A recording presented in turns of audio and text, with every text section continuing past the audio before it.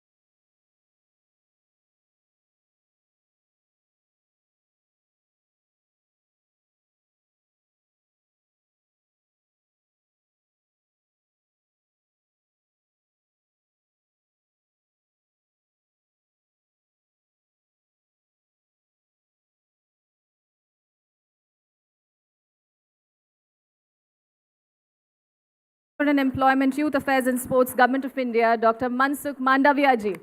Namaskar, sir. Aapka bahut swagat hai. Thank you so much for gracing this occasion with your presence. Let us also extend a round of applause and welcome the Honorable Minister of State, Ministry of Labour and Employment and MSMEs, Sushri Shobha Karandala ji.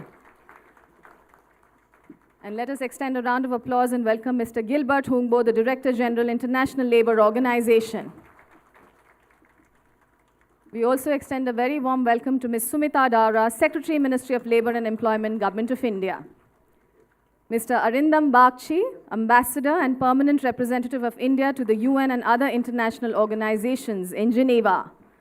Let us extend a round of applause and welcome Shri Ashok Kumar Singh, Director General, Employees State Insurance Corporation. And I also extend a very warm welcome to Shri Hiranmay Pandya, President, Bharatiya Mazdoor Sangh, and Mr. Sahil Dharia, Vice Chairman, CII, Western UP, and the founder of Sooth Healthcare, joining us now. Ladies and gentlemen, can we have another loud round of applause for the Honorable Minister, Dr. Mansukh Mandavia ji. Thank you very much, sir, once again. Ladies and gentlemen, please be seated, and I request you to please keep those mobile phones on silent. And as we begin, let me quote, Sarve bhavantu sukhina, sarve santu niramaya, sarve bhadrani pashyantu, ma kaschid dukha bhav bhavet, which translates to, may all be happy, may all be free from illness, may all see goodness, and may no one suffer. These profound Sanskrit words from the Vedas, the ancient Hindu scriptures, encapsulate the very essence of why we have gathered here today to shape a world where prosperity, protection, and justice are not just privileges, but rights accessible to every individual. Today, we proudly host the first regional dialogue on social justice under the Global Coalition for Social Justice, coinciding with the 74th Foundation Day of the Employees State Insurance Corporation. Now, both these occasions are deeply interconnected and, in fact, are two sides of the same coin. Social security, as provided by ESIC, is not just a service. It is the foundation upon which millions of workers build their livelihoods. And for 74 years, ESIC has safeguarded the workforce of India, ensuring healthcare, financial stability, and dignity in times of need. Social justice, as championed by the Global Coalition for Social Justice, expands this vision beyond borders, calling for a world where every worker, every enterprise, and every economy thrives with fairness, equity, and opportunity. We stand at a very unique moment in time. India, a proud member of the Global Coalition's coordinating group, is leading the charge in hosting this first ever regional dialogue. We are indeed honored with our esteemed dignitaries gracing this occasion, ladies and gentlemen.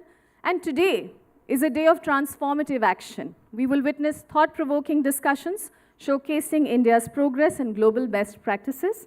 We will celebrate the strengthening of the Global Coalition as more workers and employers' organizations and enterprises pledge their commitment to social justice. We will also launch groundbreaking initiatives, including the eShram mobile app, ensuring the delivery of benefits to those who need them the most. And we will honor the legacy of ESIC, which has revolutionized worker welfare in India, and unveil further plans that will impact millions more. So this is not just a dialogue, it is a call to action, it is a commitment to making social security and social justice a lived reality. Ladies and gentlemen, as we set the stage for this landmark event, let us remind ourselves, justice is not given, it is built. Protection is not a privilege, it is a promise. And today we take one step closer to a world where dignity, security, and fairness belong to all. Let the first regional dialogue on social justice and the 74th Foundation Day of ESIC begin. Ladies and gentlemen, Tamso Ma Jyotirgamay, which translates to lead us from darkness to light. Honorable dignitaries, esteemed guests, and distinguished participants, as we embark on this historic event, we begin with a sacred tradition, the lighting of the Panchadeep. With this, I would now like to request the Honorable Minister to please lead us, Dr. Mansukh Mandavia ji, and the esteemed dignitaries to please join him for the lighting of the Panchadeep. And ladies and gentlemen, Panchadeep symbolizes the 5 fundamental elements of life: earth, water, fire, air, and space, which together sustain all existence. and also represents the 5 major benefits of the ESIC scheme: medical, sickness, maternity, disablement, and dependent benefits. And if you see on the sides of the screens, ladies and gentlemen, you will see the ESIC logo carrying the Panchadip.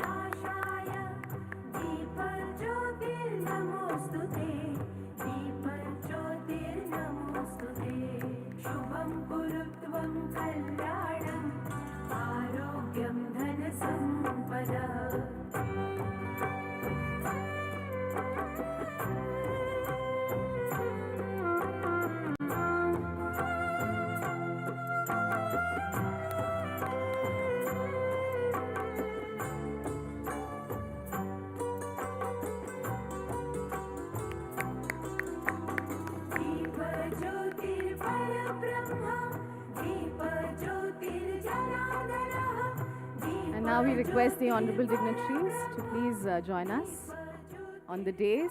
Ladies and gentlemen, Shubham Karoti Kalyanam Arogyam Dhana Sampada Shatru Buddhi Vinashaya Deepa Jyotir Namostute, which translates to, we pray to you, O light, the giver of abundance, prosperity, joy.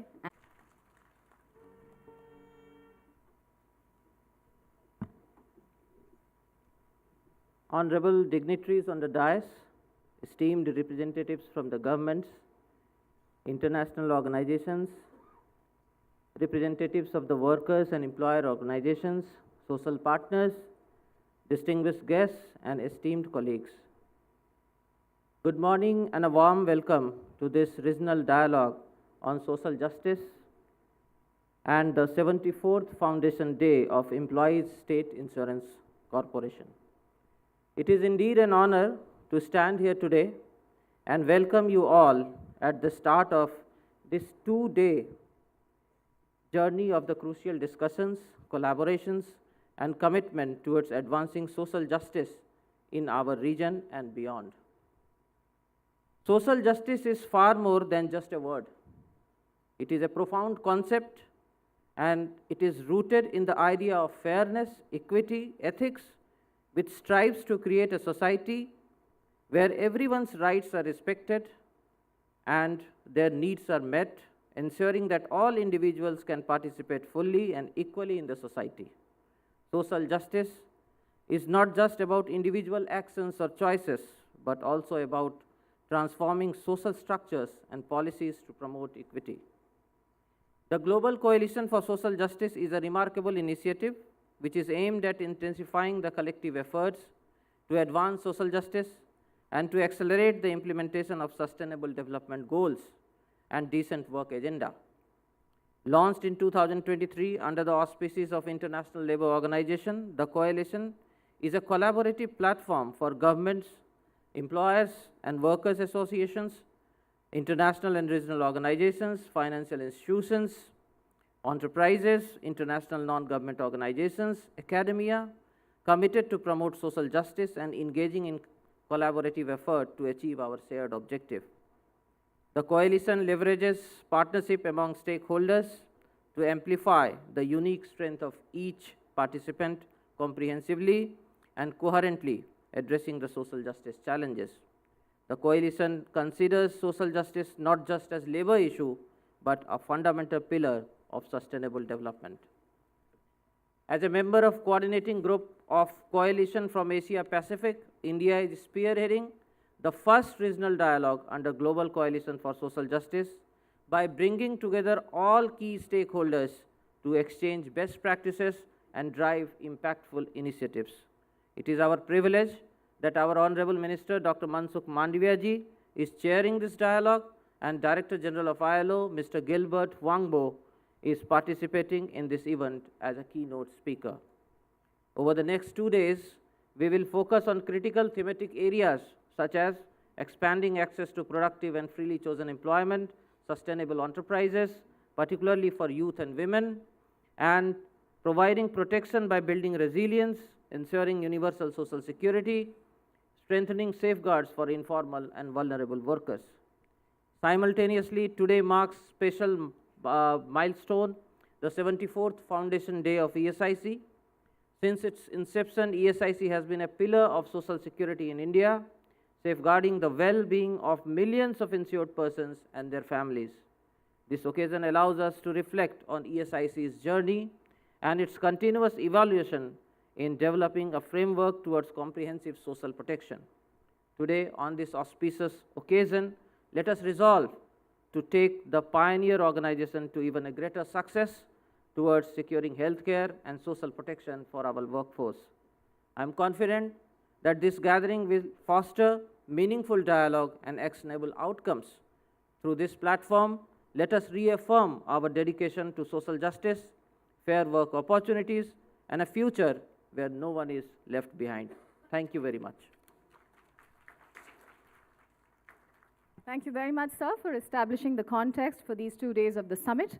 Ladies and gentlemen, it is now my honor to invite Shri Hiranmay Pandya, President of Bharatiya Mazdoor Sangh, for his address. Bharatiya Mazdoor Sangh, as we all know, is India's largest trade union organization dedicated to protecting workers' rights. Let's extend a round of applause and welcome Shri Hiranmay Pandya.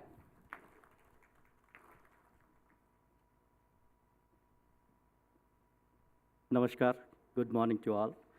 Thank you very much for inviting me to this. Start with addressing the Honorable Director General of ILO, Mr. Gilbert, Honorable Cabinet Union Ministers of Government of India, Sriman Sukhbhai Mandaviyaji, Honorable Minister of States, Madam, Honorable Secretary of MOLE, the Confederation of Indian Industries representatives, Federations of India's representatives, respected social partners, respected our workers' organizations, and distinguished guests. I, from my side and my organization, once again welcome Brother Gilbert, welcome to India. It's a great privilege to welcome you all on behalf of the Bharatiya Mazdoor Sangh and Indian Labour Movement to this important gathering, the regional dialogue on social justice under the Global Coalitions for Social Justice. This occasion is even more significant as it coincides with the 74th Foundation Day of the Employee State Insurance Corporation, a milestone in India's journey for ensuring comprehensive social for millions of workers and their families. I extend my sincere appreciation to the Ministry of Labour and Employment, ESIC, CII, and EFI for bringing us together and this dialogue, which seeks to advance the cause of social justice in the world of work.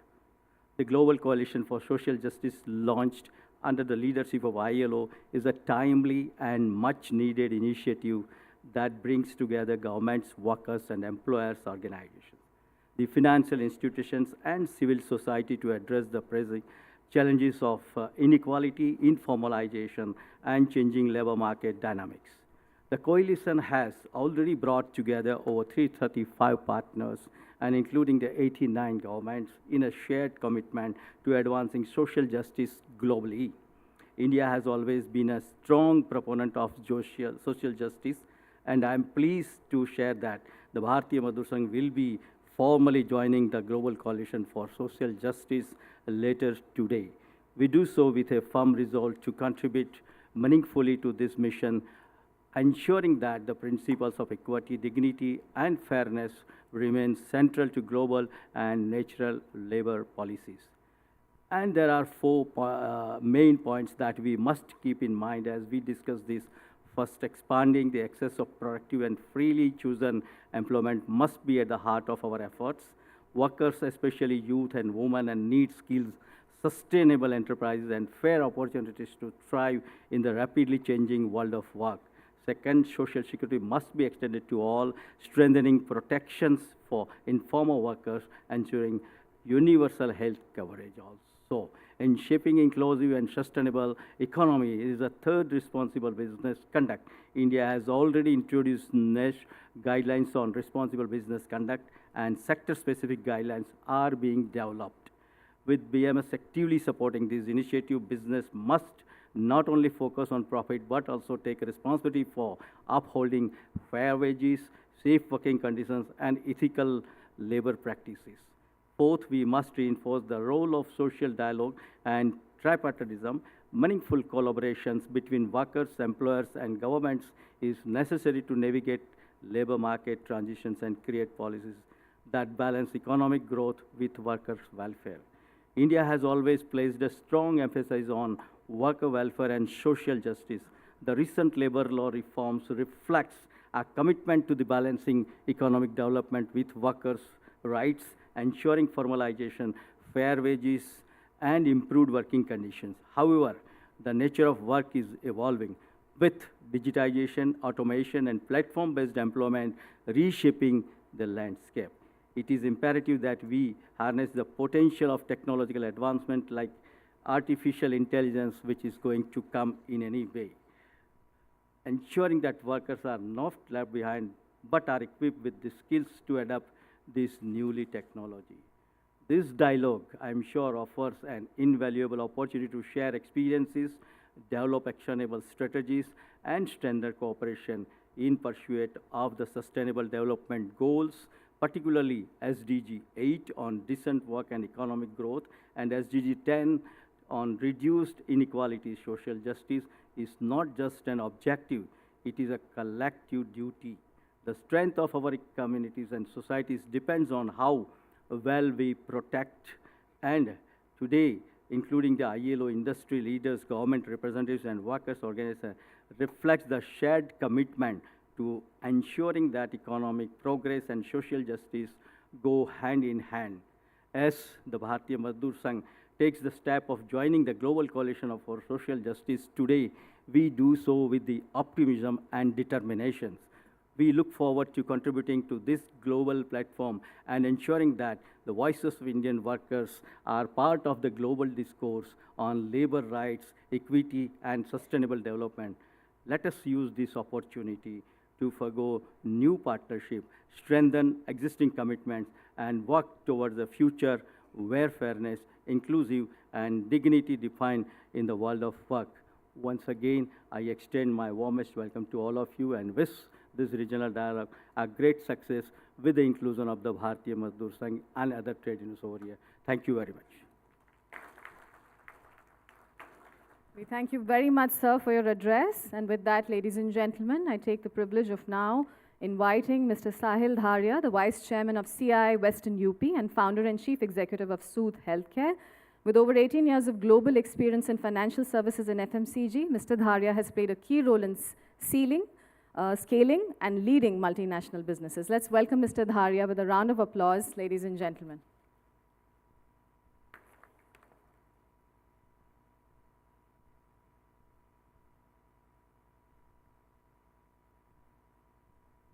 Good morning, everyone, and a warm welcome to our esteemed guests, Dr. Mansukh Mandavia, Honorable Minister for Labour and Employment and Youth Affairs, Government of India, Mr. Hilbert Hongbo, Director General, International Labour Organization, Ms. Shobha Karandlaje, Minister of State for Labour and Employment, Ms. Sumitra Davra, Secretary, Ministry of Labour and Employment, Mr. Ashok Kumar Singh, Director General, ESIC, Ms. Arindam Bagchi, Ambassador and Permanent Representative of India to the UN and other international organizations in Geneva, and Mr. Hiranmaya Pandya, President, Bharatiya Mazdoor Sangh.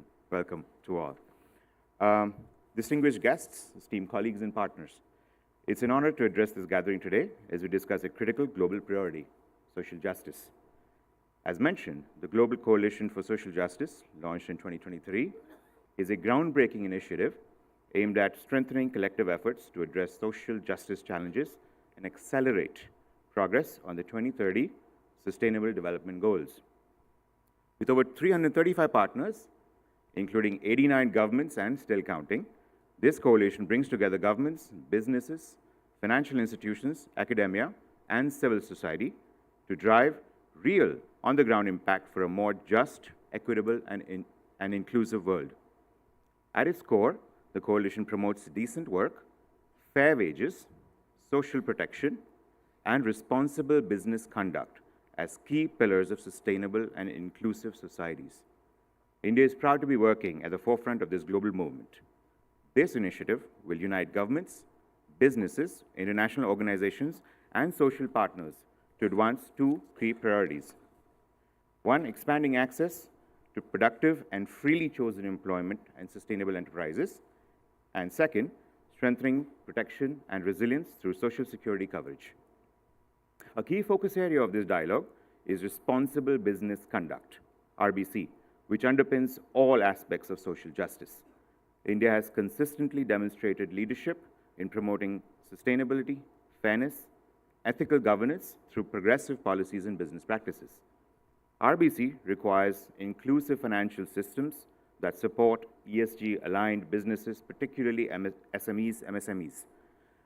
Governments and financial institutions must promote green financing, sustainability-linked bonds, and impact investing to help enterprises integrate responsible practices into operations and day-to-day life, ensuring a long-term value creation while advancing social and environmental goals. By co-developing sector-specific guidelines, mentioned before, incentives for sustainability, and impact-driven policies, we can create inclusive economic models where business success aligns with social progress, environmental resilience, and equitable opportunities for all. The private sector here plays a transformational role in advancing social justice. While businesses drive economic growth, job creation, and innovation, they must also ensure that growth is inclusive, equitable, sustainable. Key RBC milestones achieved by Indian businesses include: many companies have strengthened supplier codes of conduct, ensuring fair wages, safe working conditions, labor rights compliance across supply chains. Corporate initiatives promoting equal pay, leadership representation for women, and family-friendly policies have made workplaces more diverse and equitable. Indian businesses are increasingly aligning with global reporting frameworks like the GRI, TCFD, and India's business responsibility and sustainability reporting to ensure transparency and accountability. Investments in AI-driven skill development, vocational training, upskilling programs are empowering youth and marginalized communities to participate in the digital economy. Businesses are collaborating with the government to extend social security, health benefits, and pensions to workers in both formal and informal sectors. Green job creation, circular economy, and responsible investment strategies are driving India's transition toward a more sustainable economic model. While progress is commendable, we must recognize that social justice is not just a policy or compliance requirement. It's a fundamental responsibility. The Confederation of Indian Industry and its partners remain committed to fostering policies that promote inclusive growth, ethical supply chains, and sustainability-driven enterprises. By advocating policies that nurture responsible enterprises, CII fosters an environment of fairness and accountability.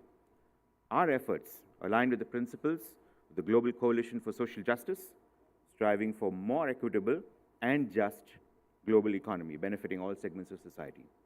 As we look ahead, businesses must play a more proactive role in shaping an economy where no one is left behind. By embedding social justice into corporate strategies, fostering innovation, and embracing responsible business conduct, India can continue to lead by example within the Global Coalition for Social Justice. Let's work together to ensure that businesses are not just engines of economic growth, but also catalysts for fairness, equity, and long-term prosperity. Thank you.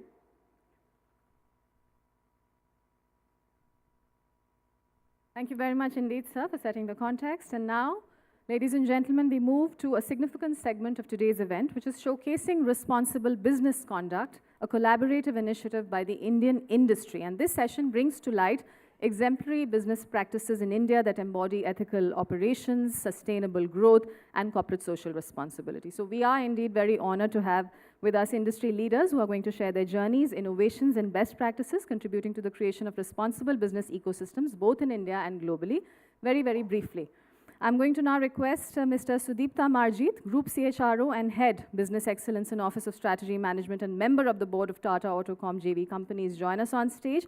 Tata Autocom Systems is a leading automotive components conglomerate, and Mr. Sudipta Marjit comes armed with over 25 years of experience in HR, IR, and ER, CSR, and technology management. Let's welcome Mr. Sudipta Marjit, ladies and gentlemen, as we invite him for his presentation. There he is. Welcome. May I have the presentation, please? Yeah, thank you. Thank you so much, and dignitaries on stage and members in this August gathering. It's a great opportunity to present to you and talk about what are we trying to do in a very humble way in Tata's. It's a great opportunity to present a group which is focused on all the principles which we just heard over more than 150 plus years. We would like to talk about what are the things which is happening in specifically in one of the company, which is Tata Autocomp, which represents Tata Group in the automotive component sector. The whole RBC concept is demonstrated around these 6 pillars, which you can see on the stage. And one of the most important factors is the Tata Code of Conduct. That's the way we conduct our business. It's focused on diversity. And as many of you know, that the ownership of the Tata Group is very, very unique. More than 67% of the ownership is with charitable trusts. So all the profits which is generated, which is much beyond the 2% which is mandated by the government in terms of CSR. Actually, 67% of the profits which is generated in a company actually goes back to the society. The focus is on ESG. We have taken very, very stringent targets on all aspects of ESG. Tata Autocomp, just to give an example, is the #1 company in auto component on the Dow Jones Sustainability Index. And the focus, when you grow, as you know that the Tata Group is in an unprecedented rate of growth, but the focus is on wellness and well-being of the employees. So this is the framework. Tata Autocomp represents 62 manufacturing locations globally, not only in India, but in China, Poland, Mexico, Sweden, North Americas, United Kingdom. But we follow the same behavior, which is the Tata Code of Conduct. And this is how we believe is the only way that employees which join Tata Group can conduct their business, not only internally, but to all external stakeholders. The focus is on diversity and inclusion. DEI is a very common word today, but first we focus on inclusion and equity and get everyone together so that we have a turf, in cricketing language, a pitch, which everyone is comfortable with. Be it women, Tata Autocomp proudly represents more than 40% of women in the shop floor. We are into electric vehicle business in a big way. And the future of the business, the future of technology is driven by women leaders at every level. A focus on the social caste, the scheduled castes, the scheduled tribes, the nomadic tribes, is one of the areas which we call the affirmative action. A focus on global ties, so that it's a company where everyone from every nation can be proud to work on, and we are making our baby steps into inclusion of transgenders. This is our CSR projects, and our focus is on the kind of volunteering hours and the kind of lives which we can touch. One of the important area of CSR is autism. We have perhaps India's first autism research center, which is in Pune. A warm welcome to all of you to see what kind of research we are trying to do, fundamental research for the specially able employees in the field of various areas of autism, and to make them employable and live their life with dignity. Tata Autocomp is perhaps one of the first companies to adopt the human rights framework in its entirety, to ensure that, because in the auto component sector, there is a lot of marginalized labor which comes to work in our facilities all over India, so that everyone has the same kind of facilities, same kind of opportunities, the laws. There is the government schemes which are so welcome in India, which has happened over the last perhaps 10 years. Access to all the government schemes is built into a digital framework, and this is driven not only for our employees, our contract employees, and also to all the employees of our supplier community to have a much more inclusive work environment. This is the kind of results. We always do independent research and independent surveys through the best global consulting firms, and this is the kind of results we recently have got from on the human rights environment after we implemented the framework. The Tata Affirmative Action is the cornerstone which we have implemented. The whole concept is giving essential enablers to the the affirmative community in India to provide the education, and ultimately lead them towards employability, either through entrepreneurship, where they can start their new ventures, which we can support, or make them employable in the various manufacturing locations we have. The focus is on talent building through talent academies and growing our talent within, and ultimately creating an environment of inclusion through rewards, so that it's not only about financial rewards, but rewards around wellness, rewards around various opportunities to make them higher careers and build and career and make them independent. Doesn't matter which kind of environment they come from, which gender they represent, which corner of the country they represent, ultimately to create a diverse, equitable, and inclusive work environment. Thank you so much for the opportunity, and welcome once again to this conference. Thank you very much, sir, for your presentation. And now, ladies and gentlemen, I welcome Dr. Anadi N. Sinha. He is the Corporate Affairs Head at Uno Minda, the Director of Group Corporate Affairs. And Uno Minda Group is a leader in innovative automotive solutions. I'm going to request Dr. Sinha to please make his presentation. He's a seasoned HR veteran and business strategist with 41 years of diverse experience. Let's welcome him with a huge round of applause, Dr. Anadi N. Sinha.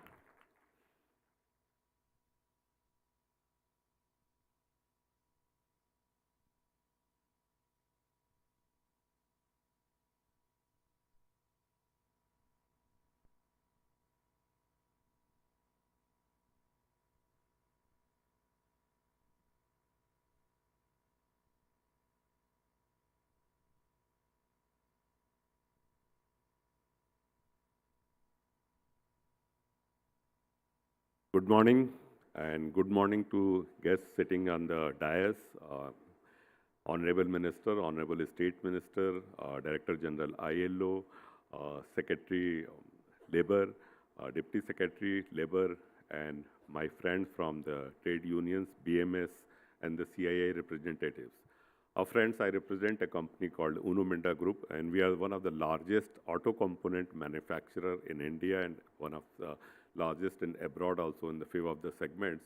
We have 64 plants in India and 10 plants overseas. And we have been working on this. And if you look at our vision itself has one word which from the very long association we have been developing and focusing on this is the sustainable global world, which is the gist of everything, and we try to inculcate all the good management practices, good labor practices, and go beyond the rule of law, go much beyond what law prescribed to us.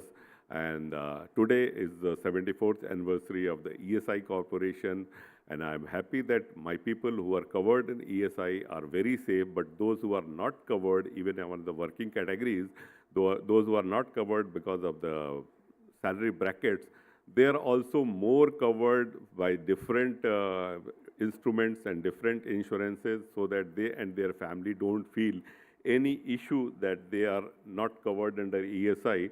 In last few years, we have sustainably developed 31 different joint ventures and partnership, and so far, none of the partnership across Japan, Canada, US, Europe have broken so far, and we continued. This is one of the reason for our sustainable approach of our management.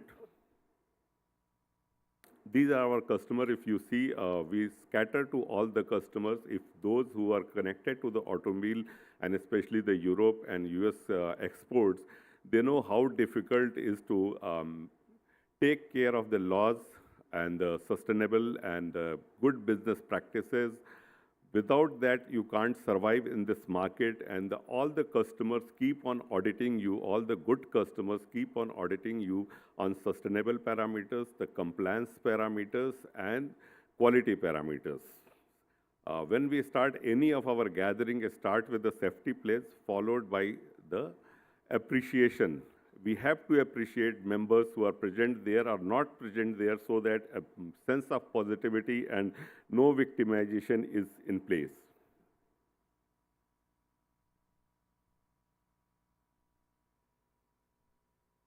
More than our 90% plants are ISO certified 14001 and 45001 certified. And you can see we focus very, very highly on the water conservation. The millions of gallons we save every year, recycle every year across our plants with the zero discharge and zero outside circulation.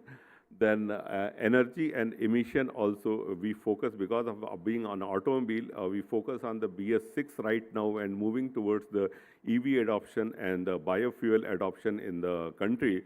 And we are supporting all the OEMs to achieve their goals of net zero and the BS6 and onward standards.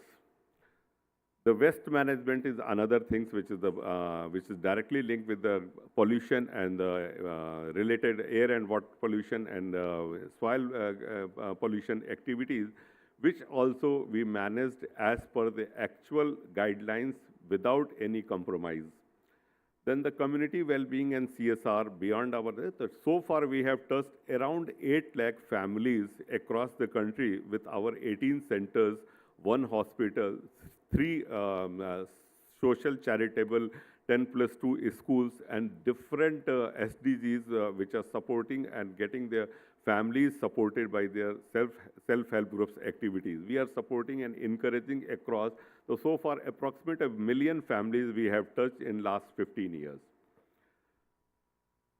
Corporate governance, again, we are very highly respected and stock market organization, and we take care of our corporate governance very well without any compromise and follow all the legislative and non-legislative provisions so that there is no question of any compromise with the corporate governance. And ethics and compliance, there are many things which is the zero tolerance, like the POSH-related issue and many other quality and integrity-related issues. The zero tolerance, we have the Central Ethics Committee, then the ICs and the Regional Ethics Committees, and there is a Investigation and Vigilance Committee, which take care of all those things. Then economic value creation, as on date, each employee creates approximate, even the down the level, annual value creation approximate 2.5 crores for the down the line, the entry-level person creates for my organization. Then roughly all the plants are solar capability supported, and 60% of our energy and power requirements are coming from our in-house and the captive solar generation plants. Carbon neutrality, we have targeted for 2040 for our organization, but we do hope that much before that we will be able to achieve. The way we are focusing and reviewing these activities and initiatives, we will be much ahead of the schedule of 2040. Carbon net again 250, but we will be 2050, but we will be much ahead on the carbon neutrality also. These are our journey on the CSR and sustainability, which you can see in the photographs with skill development, education, community well-being, preventive and curative health. These 4 are our pillars for our CSR and sustainable development. And we have been going out of the way. We don't care this 2% clause of the government policy. But we go much beyond those, and the families and employees, we all contribute towards the CSR contribution for the group activities, not looking at the 2% restriction. From the compliance side, the E&Y is our compliance partner, and they take care of across the group all related compliances, where the environment, sustainable corporate governance, labor laws, and they ensure that we are on the top of all the compliances. There is no flaw. Quarterly compliance business is divided into 7 domains for our group, and each domain has got the senior level people who ensure that all the compliances are in place and we are not compromising anywhere with any of the compliances.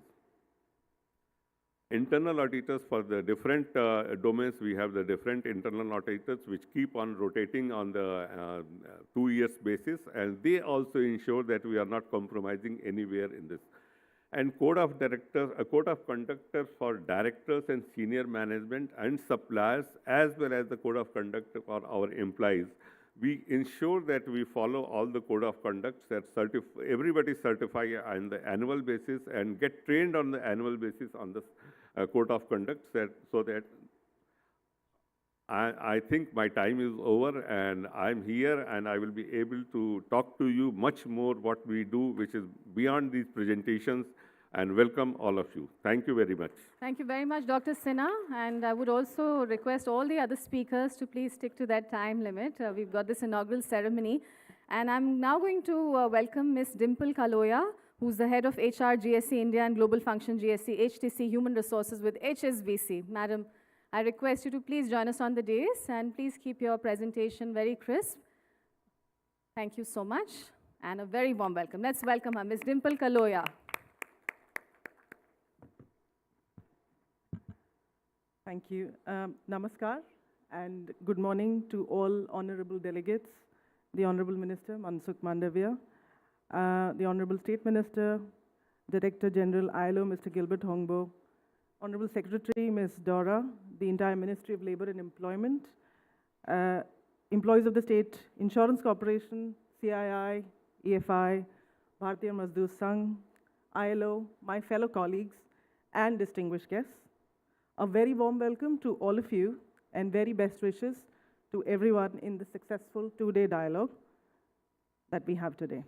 I'm quite honored and privileged to represent HSBC India at this dais on this momentous day on the 74th day, Foundation Day of ESIC, and attending this August discussion on the regional dialogue on social justice. Vasudev Kutumbakam is a Sanskrit phrase that means the world is one family. I represent the industry of global capability centers, which are an enabler of Vasudev Kutumbakam by bringing this life to the microcosm of India for creating a truly global workforce right here within our country. With that, I want to talk about what we do at the Global Capability Centers of HSBC in India. If we move to the next slide. The India landscape for the Global Capability Centers has close to 28,330 employees. We are spread across 6 states from Gurgaon, Kolkata, Pune, Hyderabad, Bangalore, and Chennai. Our key differentiators continue to be our skilled workforce, which we capture through the massive workforce that we have for engineers and tech talent, as well as non-tech talent, focus on techno-functional skills. We take full advantage of our geographical location of the strategic location of India, capturing the breadth of services from Middle East to Asia. Our diverse ecosystem enables us to hire the right kind of talent, including graduate talent, where India has close to 8 million graduates that pass out every year.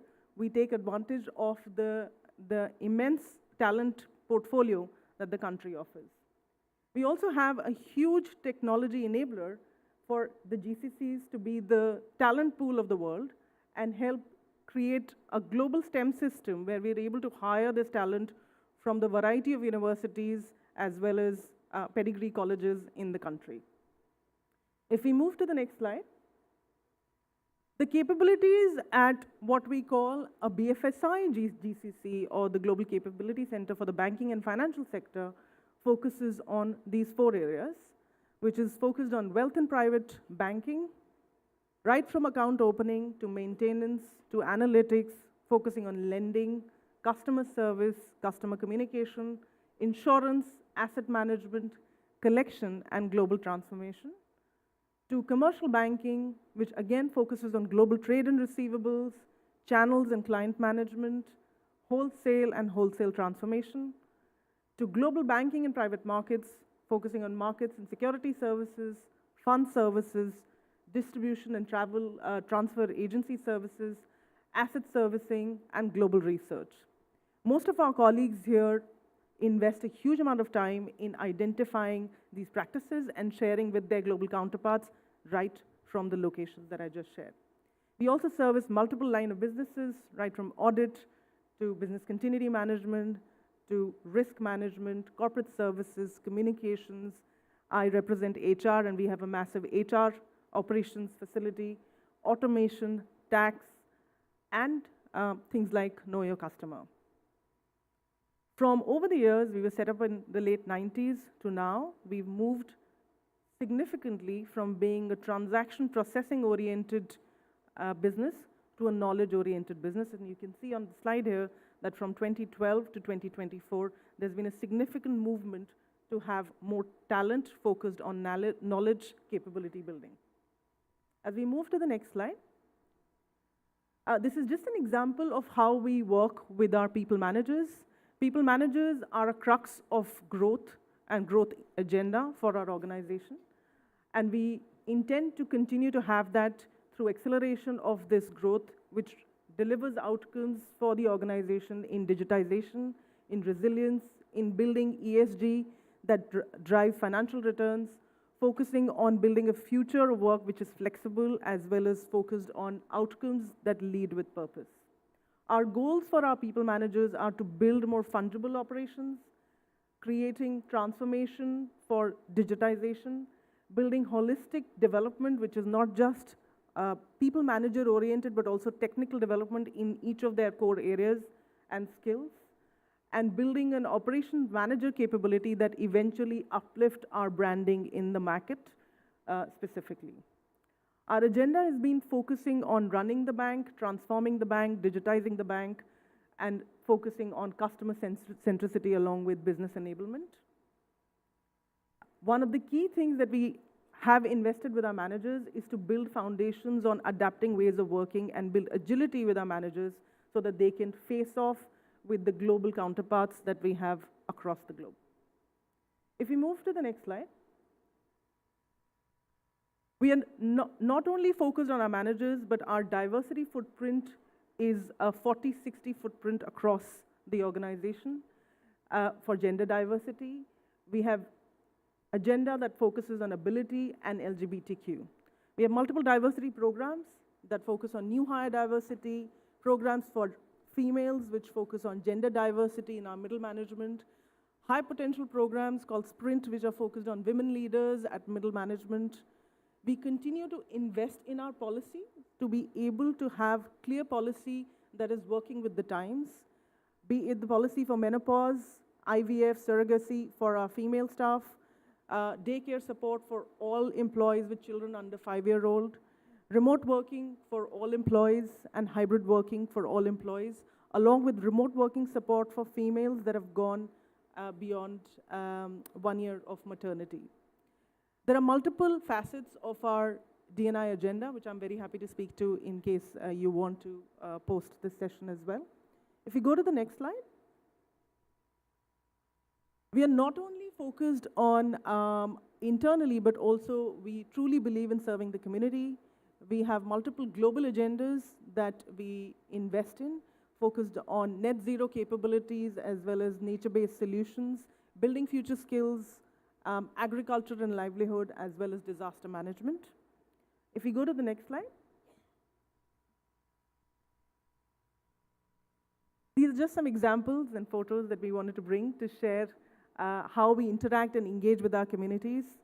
At the same time, if we go to the next slide, we believe and take pride in our employees and our employment, and hence continue to focus on working with the right industry partners, working with the right kind of organizations to get recognized through the industry channels and make sure that our talent is fully visible as well as contributing back to the economy. With that, I will hand over back to the host, and very warm welcome again. Thank you. Thank you very much, Ms. Kaloya. Thank you. And ladies and gentlemen, now we will welcome our final speaker in this segment, Ms. Medha Shanbag, the Head of Corporate Communications at Saint-Gobain. There she is. Let's welcome her with a round of applause, please. Namaste and good morning to everyone present here. Before I begin to narrate the responsible and best practices at Saint-Gobain, as we call it in French, I'd like to narrate a story about Kanuram. Kanuram Mandi, a 19-year-old farmer's son in Jharkhand, had resigned himself to dropping out of school after the 10th grade. higher education in science would have been unaffordable to his parents. However, the scholarship provided by St. Cobain, India, proved to be godsend, allowing him to pursue his dreams without any financial stress on his family. There are many such heartwarming stories from the responsible practices at Saint-Gobain, India, that touch the lives of millions of people in over 10 states, fulfilling the 9 SDGs encompassing health, education, gender equality, clean water, sanitation, sustainable living, and climate change. Sorry.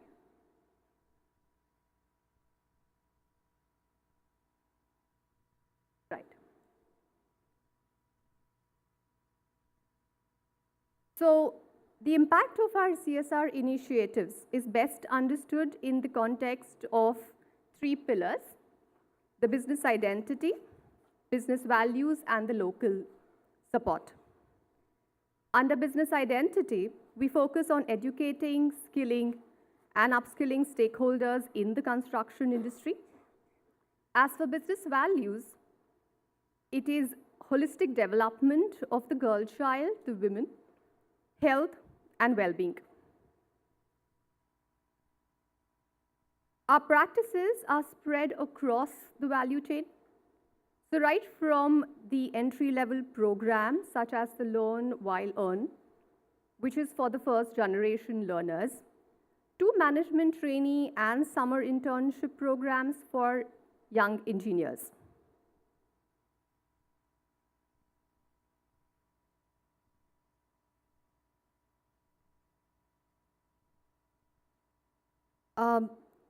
So our Learn While Earn is a 4-year development program in the manufacturing technology aimed at equipping students with skills required for roles in modern shop floor, utilizing the idea of practice school. This slide speaks about our Grow From Within program, which harnesses talents and behaviors of individuals to achieve their full potential and to create leaders of the future. And these are some of our leaders who have grown from within, including our CEO and chairman, Mr. B. Santhanam, who joined us 45 years ago.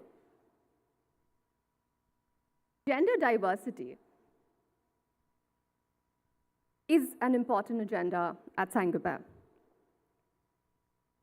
And we make sure that right from the hiring to recognition, we have policies and practices aligned to the DE&I mission. This is our first all-women mirror line, where we've made sure that the women understand the know-how, there is communication, conversation, and development of the women on the shop floor. All of this really captures our leadership intent, our managerial support, and workplace culture, leading to our purpose of making the world a better home. Thank you.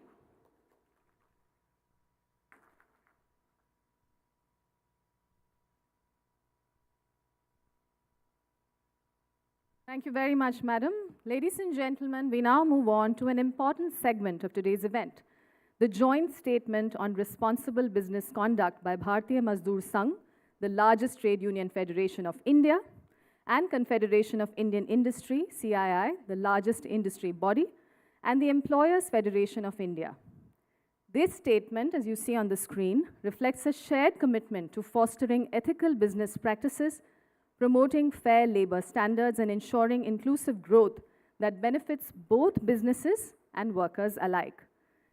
This is more than just a statement. It is a commitment that responsible approach to business strengthens our industries, enhances global competitiveness, and ensures that India's workforce is empowered and protected. May I request you, ladies and gentlemen, to please join me in appreciating and applauding this joint statement.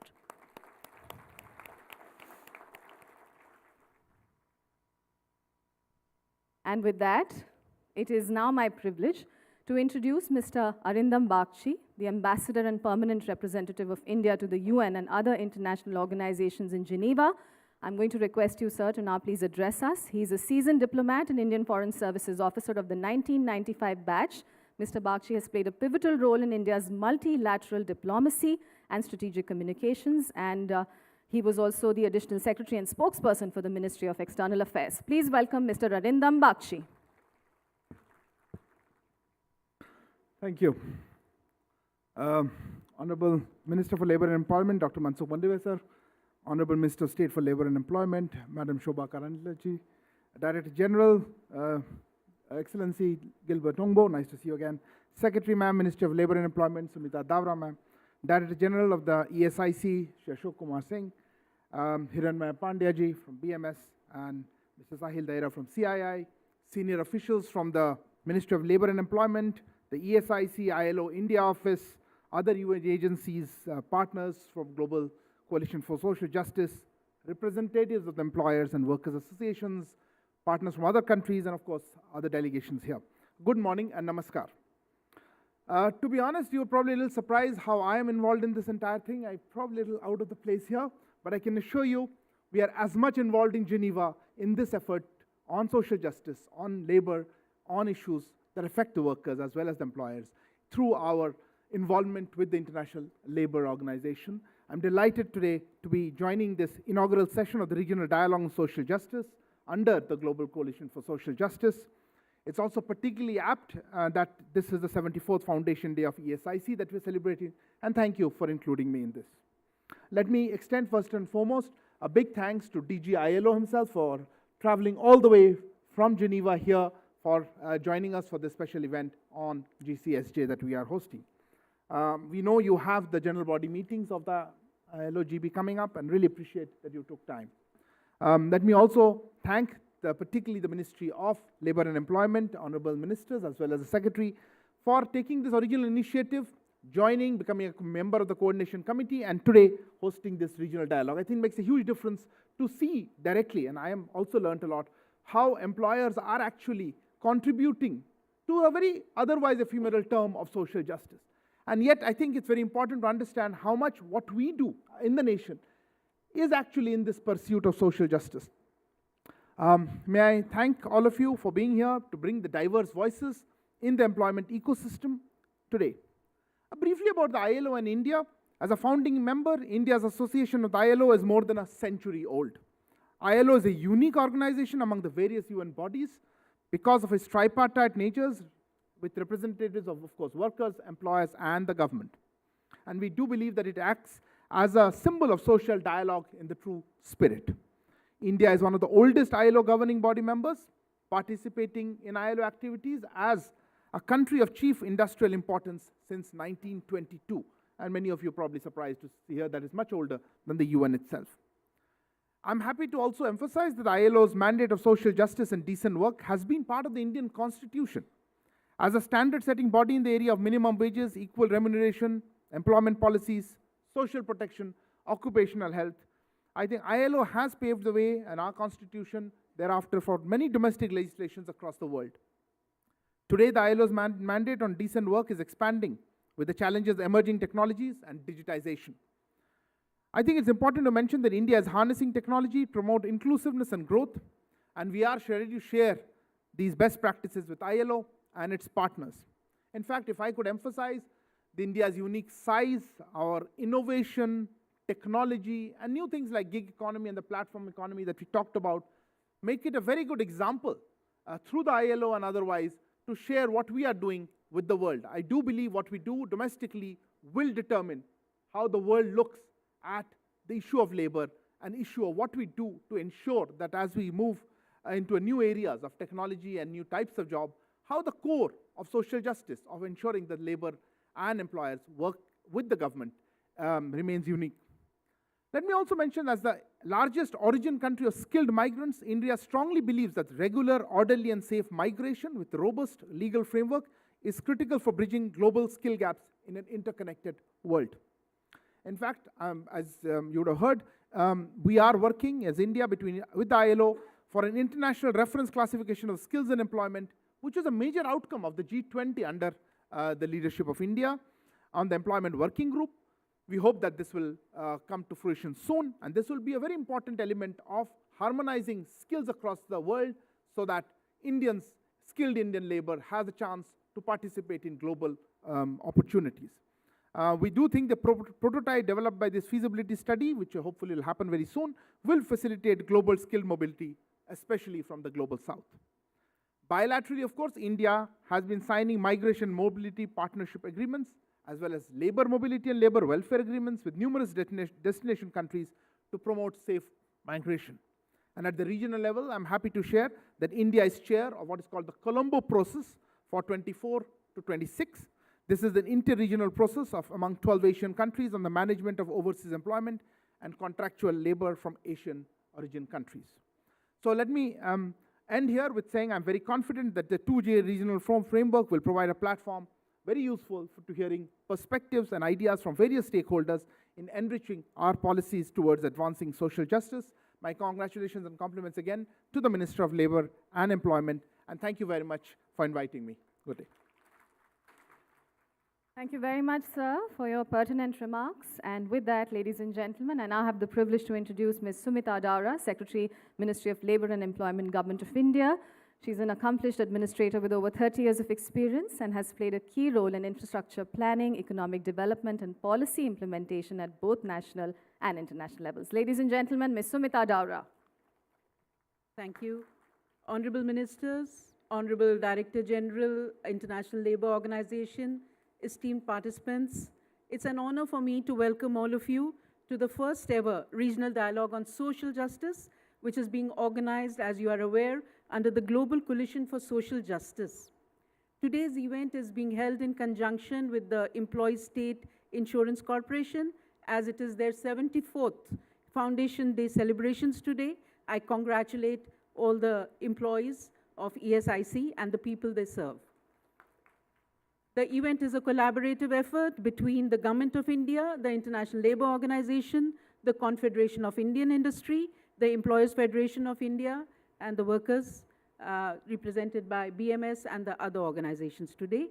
First of all, friends, I would like to commend the Director General of ILO for his path-breaking initiative, the Global Coalition for Social Justice, which has today evolved into a worldwide movement for strengthened cooperation among the stakeholders to advance social justice. And India, as a founding member of the ILO, a key member in the coordinating group for the Global Coalition, is playing a crucial role in collaboration with the coalition under the leadership of the Honorable Minister for Labour and Employment, Dr. Mansukh Mandaviya-ji, for furthering social justice in India and also sharing our best practices with the rest of the world. We are all aware that India is the fastest growing major economy, and we have the vision of Viksit Bharat by 2047, a developed India. We, as a country, are founded on the principles of social justice. 65% of our population is under the age of 35 years. We have a strong demographic dividend, and we prioritize employment generation, equity, and welfare. Our vision also includes the goal to achieve 70% female workforce participation in economic activities by 2047. And the businesses today have showcased responsible practices. We have just seen a number of presentations which prioritize practices which cover training, skill development of the youth, education, encouraging women, supporting them in joining the economic activities, building environment and social economic environment which is more responsible. We have seen that showcased, and I would like to congratulate the industry leaders who showcased the exemplary practices in the inaugural today, the Tata Autocomp, Uno, Minda, HSBC, and Saint-Gobain. Friends, to facilitate quality employment in the country, several key initiatives have been launched by the Government of India. We are aware of the Employment-Linked Incentive Scheme, which promotes the hiring of first-time employees in the formal sector, It boosts labor force formalization. It incentivizes job creation, particularly in the manufacturing sector. We are also familiar with the National Career Service Portal, where India harnesses technology to bridge the demand-supply gap in the labor market and align the supply of labor with the demand through appropriate skilling, reskilling, and we offer public employment services on the National Career Service Portal with over 4 million employers registered in a short period of 3 years' time, and more than 1 to 2 million active vacancies a day, and more than 44 million vacancies have been mobilized in the short period of time since the NCS has been put up. We are also aware about the eShram portal, which bridges the gap between social security and the unorganized sector workers. It is being built as a one-stop solution, assisting more than 305 million registered workers on the eShram portal. I would encourage all of you to kindly see the exhibition outside to learn more about these initiatives in case you do not know enough.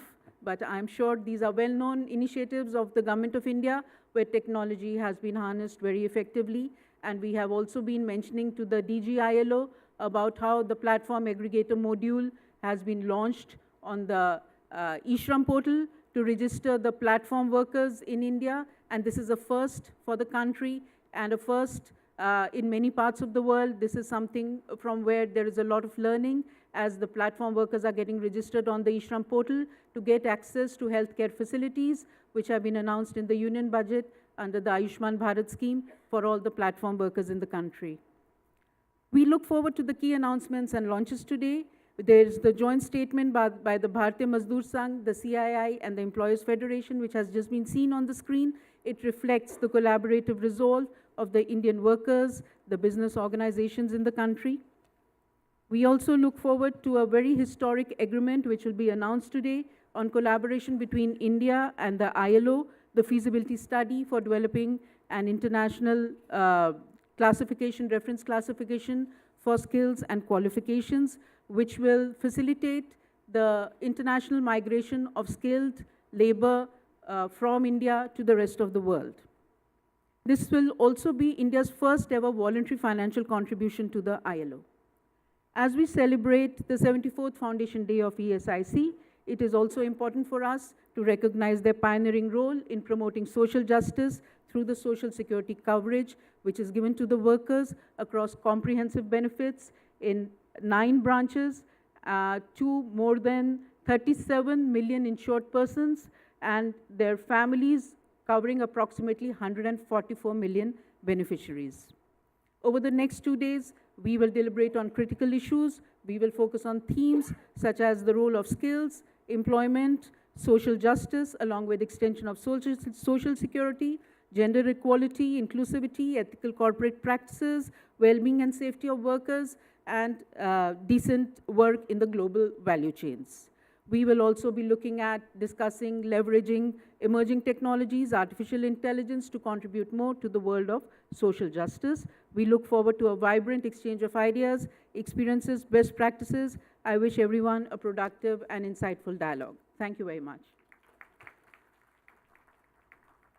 Thank you very much indeed. Thank you very much indeed, Madam, for your enlightening address. And with that, ladies and gentlemen, we now come to another important milestone in today's event, the formal announcement of esteemed organizations from India joining the Global Coalition for Social Justice.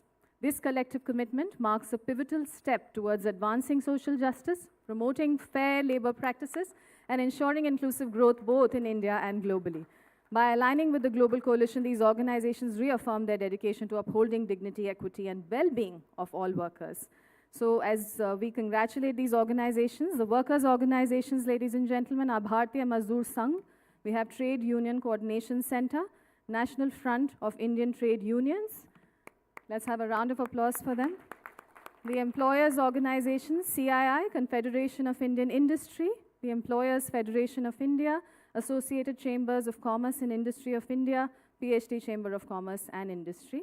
So CII, EFI, ASSOCHAM, and PhD CCI. And we have enterprises, ISECT University, Ambuja Cement, Better Place, Dicky, which is Dalit Indian Chamber of Commerce and Industry, Go Better, Festo India Private Limited, Haikal Limited, Quest Corp Limited, Manav Rachna Educational Institutions, OMI Foundation, Sri Ram Krishna Export Private Limited, Saint Gobain, Vardhaman Special Steels Limited, and Tata Autocomp. Ladies and gentlemen, please join me in congratulating all these organizations who have joined this remarkable coalition to usher in a new era of equality and opportunity. Thank you for that applause, and with that, we now present a special film showcasing best practices in responsible business conduct in India. This film highlights the exemplary initiatives undertaken by leading organizations that are driving positive change through sustainable and ethical business practices. And ladies and gentlemen, each of these organizations exemplifies the principles of responsible business conduct, contributing to a more just, sustainable, and prosperous society. So may we have this film, please.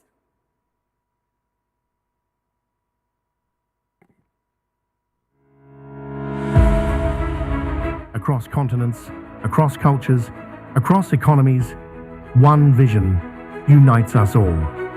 A future where fairness, equity, and justice form the very foundation of progress. Aligned with this is the Global Coalition for Social Justice, a groundbreaking initiative that addresses social justice deficits and accelerates implementation of the 2030 Agenda.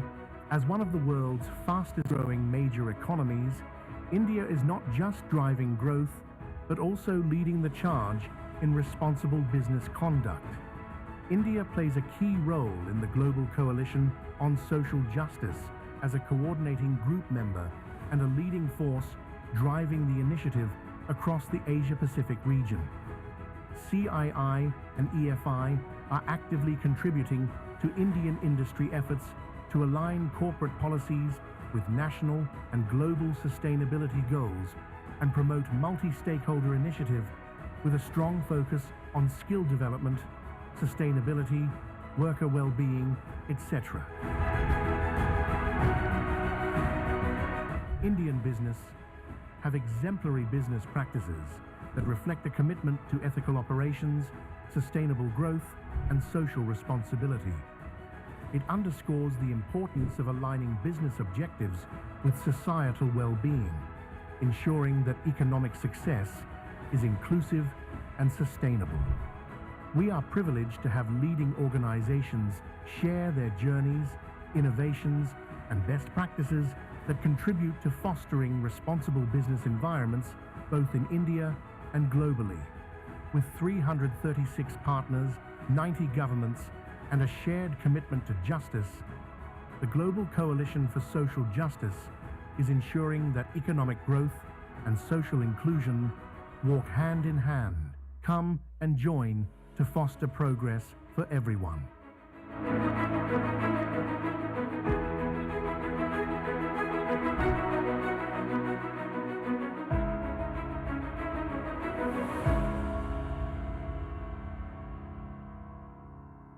And ladies and gentlemen, as we just heard from Ms. Sumita Daura, in order to recognize and support millions of unorganized workers, Ministry of Labor and Employment introduced eShram, a platform dedicated to bringing social security and welfare benefits to those who need them the most. Today, we take another big step forward in this journey. To make services of eShram more accessible and convenient, we are launching the eShram mobile app. It is now my privilege to invite and request the Honorable Minister, Dr. Mansukh Mandavia ji, in the august presence of Mr. Gilbert Humbo, Director General of ILO, to unveil this powerful new tool via pressing the button on the remote.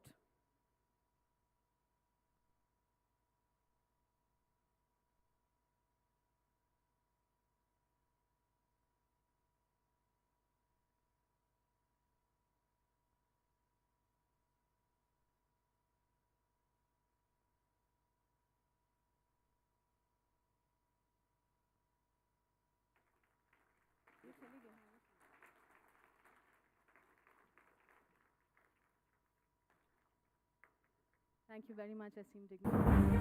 The eShram mobile app is set to transform how unorganized workers access welfare benefits, employment opportunities, and essential services. With a secure Aadhaar UAN-based login, workers can register, update their profiles, and download their eShram card. all from their mobile devices. The app provides real-time access to government welfare schemes, intelligently filtering benefits based on user eligibility to create a seamless experience. The app connects workers to curated job listings, ensuring they find opportunities relevant to their skills and location. To enhance worker support, the app features a grievance redressal system and a toll-free helpline, ensuring their concerns are addressed promptly. With multilingual support, the app ensures accessibility for workers across India. The eShram mobile app isn't just technology, it's empowerment, security and progress in the hands of every worker. Ladies and gentlemen, a huge round of applause for the eShram app. And now we move on to the much anticipated launch of 5 key publications that highlight significant advancements and insights in the realm of employment, labor welfare, social protection, and responsible business conduct in India. These publications serve as valuable resources reflecting collaborative efforts, best practices, and transformative ideas aimed at shaping a more inclusive and socially just future. Now, to officially launch these publications, may I kindly request our esteemed dignitaries on the dais to please do the honors, led by the Honorable Minister. Let us first launch the best practices on responsible business conduct in India.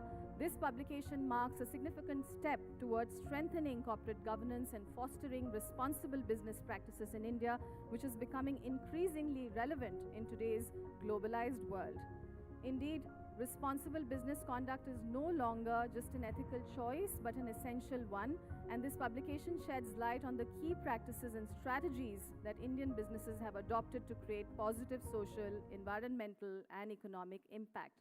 Ladies and gentlemen, this is the publication, Best Practices on Responsible Business Conduct in India, and our esteemed dignitaries gracing this dais are now going to officially launch this publication. Ladies and gentlemen, a round of applause as they do the honors, Best Practices on Responsible Business Conduct in India.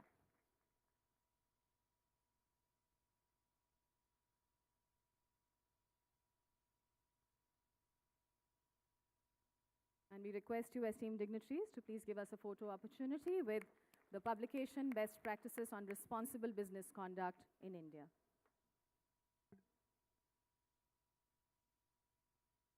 Yes, if we can hear it once again. Thank you very much for the applause, ladies and gentlemen, and thank you. We now, ladies and gentlemen, will go on to the next publication, a position paper on transforming India's social protection landscape through data pooling. And we're now going to hand over this position paper to our esteemed dignitaries. Ladies and gentlemen, this position paper on transforming The position paper on transforming India's social protection landscape through data pooling highlights India's progressive approach to expanding social security and promoting financial inclusion through data integration across 34 major central schemes. The Ministry of Labour and Employment has doubled social protection coverage from 24.4% to 48.8% as recognized by the International Labour Organization. So this initiative underscores the power of technology in governance, ensuring no beneficiary is left behind. And I'm now going to be requesting our esteemed dignitaries to please do the honors of launching the position paper on transforming India's social protection landscape through data pooling.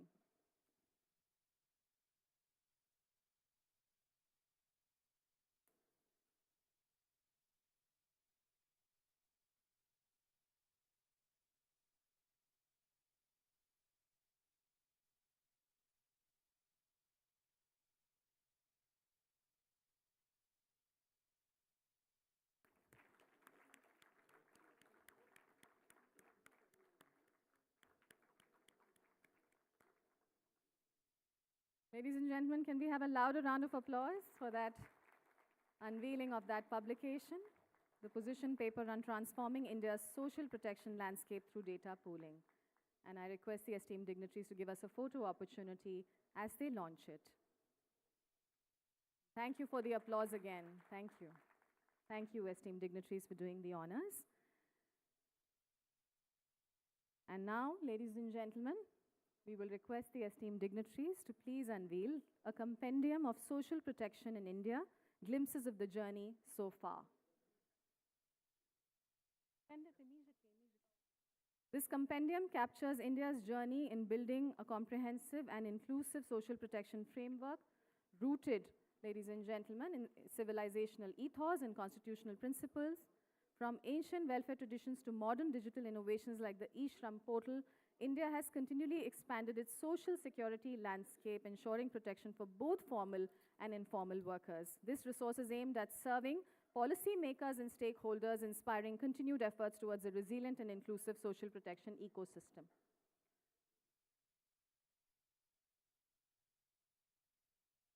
And ladies and gentlemen, we now request the esteemed dignitaries to please unveil this compendium of social protection in India, glimpses of the journey so far. Can we have a round of applause and also request the esteemed dignitaries to give us a photo opportunity?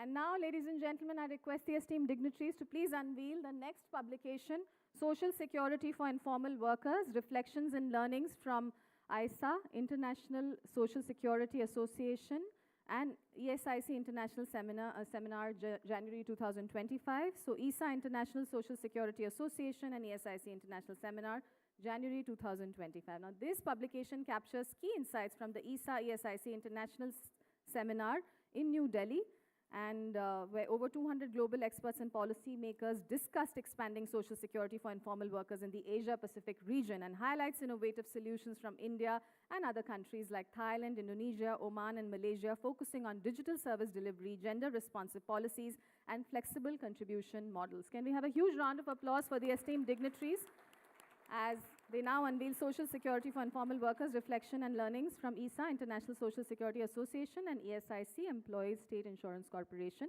International Seminar. Thank you. There is one final one, esteemed dignitaries, which is Shram Samarth, the Journey to Excellence. And we'd request you to please unveil Shram Samarth, the Journey to Excellence. And this publication showcases key reforms and initiatives taken by the Ministry of Labour and Employment, Government of India, that have strengthened labour welfare, social security, ease of doing business for facilitating employment generation in India. With digital innovations and targeted schemes, the ministry continues to build a more inclusive, secure, and dynamic labour ecosystem. And we thank the esteemed dignitaries for doing the honours and unveiling this. Shram Samarth, Journey to Excellence. Thank you, thank you. Thank you very much, Honourable Minister. Those were the 5 launches of the publications, and I thank you so much. With that, ladies and gentlemen, we now proceed to a key highlight of today's event, the announcement of collaboration between India and the International Labour Organization, which marks a significant step in fostering international collaboration for the development of an international reference classification of occupations. Now, as the world faces growing skill shortages, the need for a well-integrated and skilled global workforce has never been more pressing. Recognizing this, during India's G20 presidency in 2023, global leaders committed to developing an international classification system to promote skills-based migration pathways.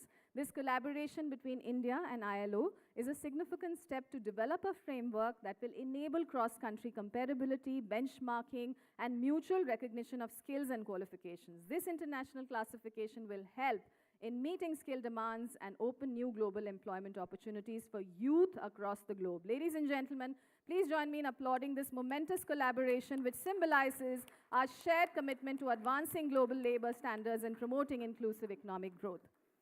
Thank you very much. We now move on to the next highlight of the day. Ladies and gentlemen, join me in the observance of the 74th Foundation Day of Employees State Insurance Corporation today. And may I say, the Employee State Insurance Scheme, launched in 1952, initially began in Kanpur and Delhi and has since expanded across the country, reaching 674 districts in 36 states and union territories.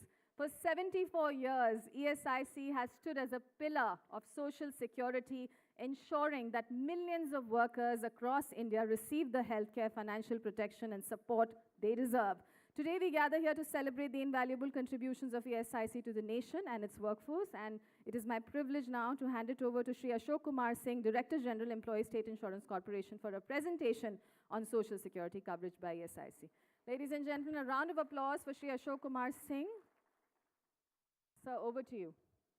Honorable Minister Dr. Mansukh Mandavia ji,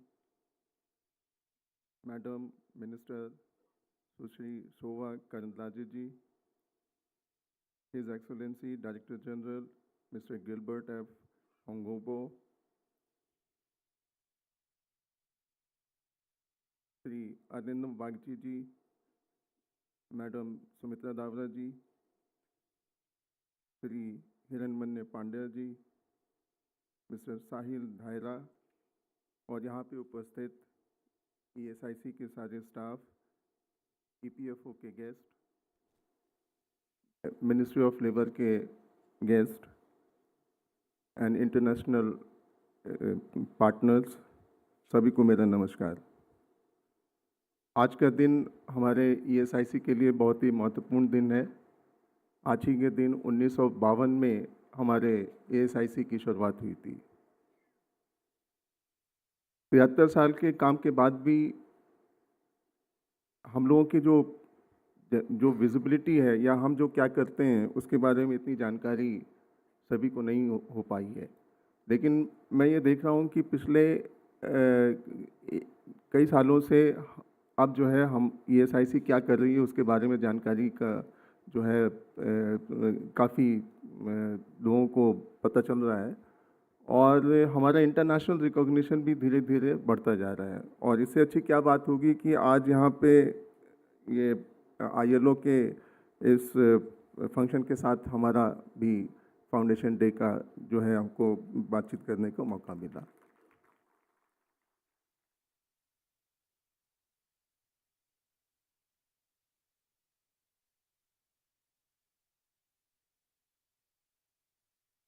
मैं ESIC क्या है इसके लिए पहले आपको थोड़ा सा मैं इसकी जानकारी देना चाहूँगा, क्योंकि यहाँ पे काफ़ी लोग ऐसे हैं जिनको ESIC के बारे में जानकारी उतनी नहीं होगी।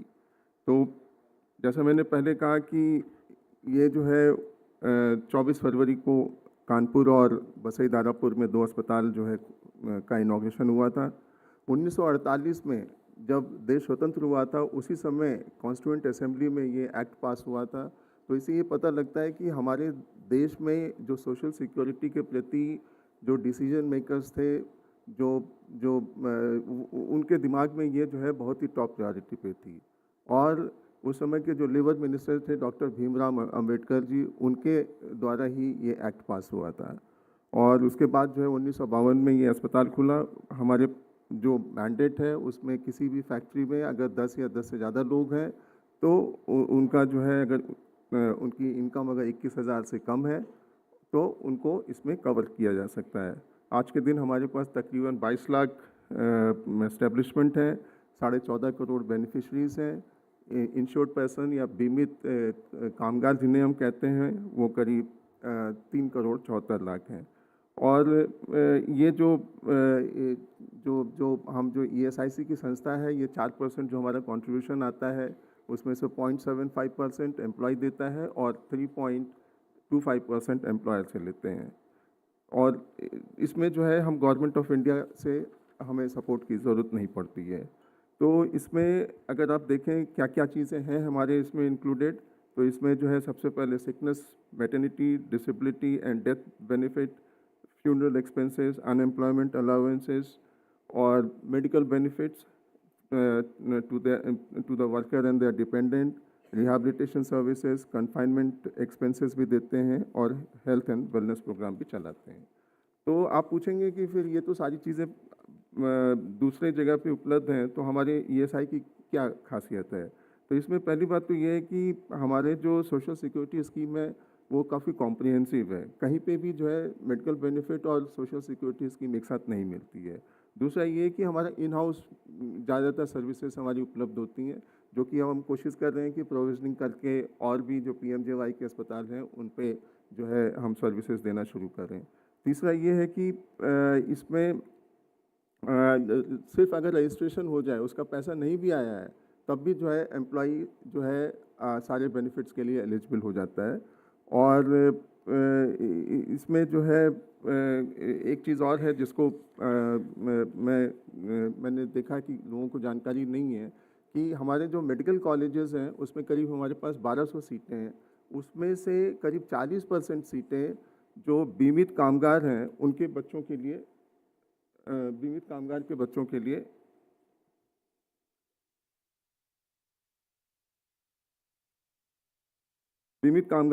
के लिए रखी गई हैं। और अभी जो हमारा जो एक्टिव पार्टिसिपेशन है इस और अदर इंटरनेशनल ऑर्गेनाइजेशन में काफ़ी ज़्यादा हमको रिकॉग्नाइज किया जा रहा है। अभी ईसा का लाइजन ऑफिस जो है साउथ एशिया का दिल्ली में है। हम जो है भूटान, बांग्लादेश, श्रीलंका, नेपाल, ईरान के साथ जो है कोलैबोरेट करते हैं ईसा के रिलेटेड एक्टिविटीज़ के लिए। DG ESIC जो है वाइस प्रेसिडेंट है ISSA technical commission on a medical care and sickness insurance, और DG उनके ईसा का जो ब्यूरो है उसके मेंबर भी हैं। And we are also member of working group on constitutional amendments. अभी हाल में ही जो है हमने 2 दिन का अंतर्राष्ट्रीय seminar formalisation and social security coverage for the workers in informal sector करवाया था। और हमको जो है अभी रियाद में ये जो हमारा जो मोबाइल ऐप है उसके लिए रिकॉग्नाइज भी किया गया था। हमारे जो साइलेंट फीचर्स हैं, सैलिएंट फीचर्स, उसमें सारे तरह के एम्प्लॉयज़ को कवर करते हैं। Admission from the day 1, no upper age limit for coverage, और no ceiling on the medical expenses, and benefit for retired person at 10 rupees per month. ये हमारा आंकड़ा है। ये हमारा IP का आंकड़ा है। अभी जो हमारी जो नई इनिशिएटिव्स हैं to improve the service delivery, उसमें जो है IT सर्विसेज का काफ़ी इस्तेमाल करने जा रहे हैं और कर भी रहे हैं। इसमें अभी ऑनलाइन क्लेम्स हम करने लगे हैं। इनके पहचान पत्र को डाउनलोड किया जा सकता है, आधार ऑथेंटिकेशन किया गया है, और ऑनलाइन मेडिकल सर्टिफिकेट भी इशू किए जाते हैं। बल्क आधार सीडिंग का भी काम हो गया है। ऑटोमेटेड SMS नोटिफिकेशन जाते हैं, और हम जो है व्हाट्सएप के साथ भी इनको जो है और भी अच्छी तरीके से जो भी हम अपने यहाँ जितनी भी पारदर्शिता ला सकते हैं वो लाने की तरफ बढ़ रहे हैं। ये हमारे मेडिकल इंफ्रास्ट्रक्चर है। हमारे करीब 165 अस्पताल हैं, 1590 डिस्पेंसरीज हैं, करीब हमारे पास 28,000 बेड्स हैं सैंक्शन, और हमारे पास जो है टोटल जो मेडिकल इंस्टीट्यूशंस हैं 15 के करीब हैं। इसमें सुपर स्पेशलिटी हमारी इन हाउस उपलब्ध है, जो 25 अस्पतालों में अभी उपलब्ध है। हमारी कोशिश रहेगी कि 100 से बेड, जहाँ भी जितने भी अस्पताल 100 बेड से ज़्यादा के हैं वहाँ पे दी जाए। रेनल ट्रांसप्लांट होता है, बोन मैरो ट्रांसप्लांट भी हम कर रहे हैं। ये नया एक बहुत ही दूरगामी एक स्टेप अभी माननीय मंत्री जी के निर्देशन में, उनके लीडरशिप में लिया जाना है, और अभी जल्दी ही इस पे काम पूरा हो जाएगा।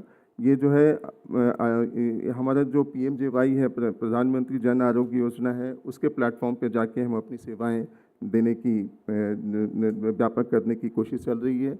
अभी जो है हमारे 103 जिलों में हमारी स्कीम नोटिफाई नहीं हुई है, और 104 जिलों में पार्शली नोटिफाई है। तो इस पे जाने के बाद जो है हमें इन सारे ज़िलों में अपनी सेवाएं प्रदान करने का मौका मिलेगा, और इससे जो है माइग्रेंट वर्कर्स को भी सुविधा मिलेगी। हम जो है इसके द्वारा इसमें प्राइमरी जो सर्विसेज हैं, ये डिस्पेंसरी है, सुविधाएं हैं, वो प्राइमरी ट्रीटमेंट जो है डिस्पेंसरीज में मिलेंगी, और बाकी जो है PMJY के उसमें प्लेटफॉर्म पे मिलेंगी। ये हमारा मेडिकल साइड है, chemotherapy unit, adopted hub and spoke model available in 42 hospitals, easy access for oncology care. ये 5G एम्बुलेंस सर्विसेज है, जो कि GPS इक्विप्ड है, real time tracking of patient medical data, ये सारी चीज़ें हम कर रहे हैं। प्रिवेंटिव हेल्थ केयर की तरफ भी उतना ध्यान है, जिसमें कि हॉस्पिटल में भी और इंडस्ट्रियल क्लस्टर्स में जाके हम लोगों की जांच करते हैं, प्राथमिक जांच, और जिससे कि उनकी हेल्थ की जितनी भी प्रॉब्लम्स हैं वो अगर शुरू में पकड़ में आ जाती हैं तो ट्रीटमेंट में आसानी होती है।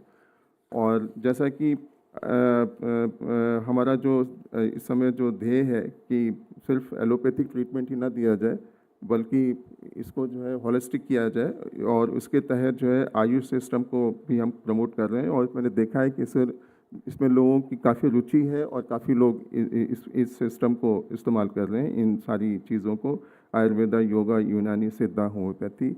हमारे पास आयुर्वेदा 183 यूनिट्स खुल चुकी हैं, योगा की 73 हैं, होम्योपैथी की 88 हैं, सिद्धा की 51 है और यूनानी की 11 है। इसके साथ ही हमने होम डिलीवरी का भी जो है सिस्टम शुरू किया है, जिसमें home sample collection, drug delivery, ये सारी चीज़ें भी हम कर रहे हैं।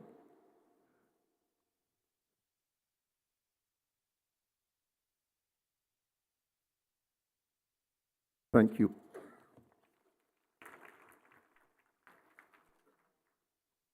Thank you very much, sir.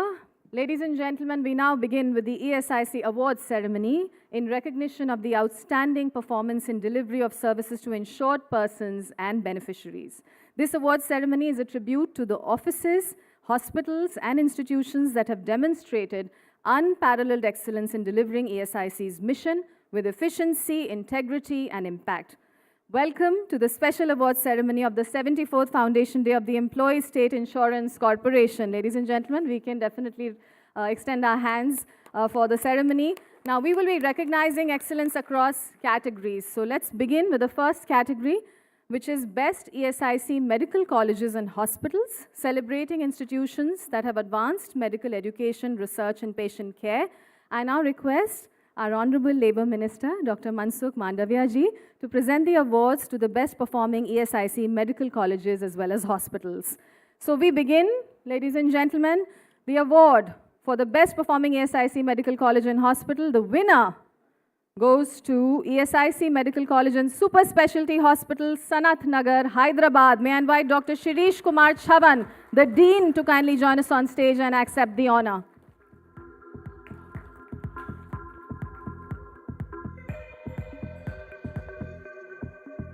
Ladies and gentlemen, can we have a round of applause for the winner of the best performing ESIC Medical College and Hospital, ESIC Medical College and Super Specialty Hospital, Sanat Nagar, Hyderabad.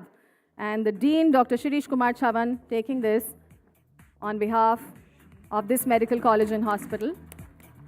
Congratulations. We now go on to the runner-up of the best performing ESIC Medical College and Hospital, and the runner-up goes to ESIC Medical College and Hospital, Faridabad, Haryana. May I invite the Dean, Dr. Anil Kumar Pandey, to kindly join us on stage and accept the honor.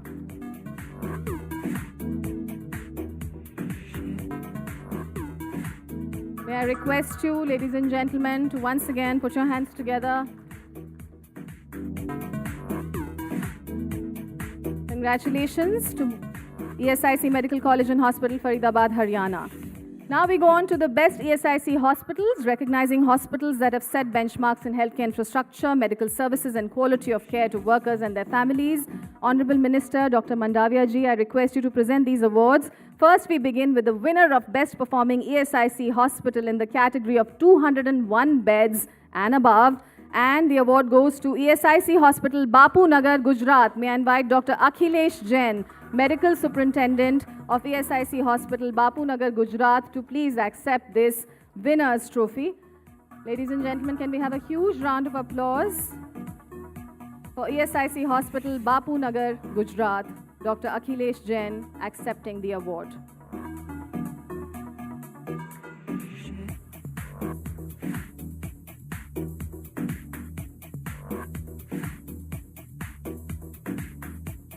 Congratulations once again to ESIC Hospital, Bapu Nagar, Gujarat. And now we announce the runner-up in the best performing ESIC hospital in the category of 201 beds and above. And the award goes to ESIC Hospital, Okhla, Delhi. May I invite Dr. Sunita Chaudhary, the Medical Superintendent, to please accept this on behalf of ESIC Hospital, Okhla, Delhi, the runner-up award in the best performing ESIC hospital in the category of 201 beds and above.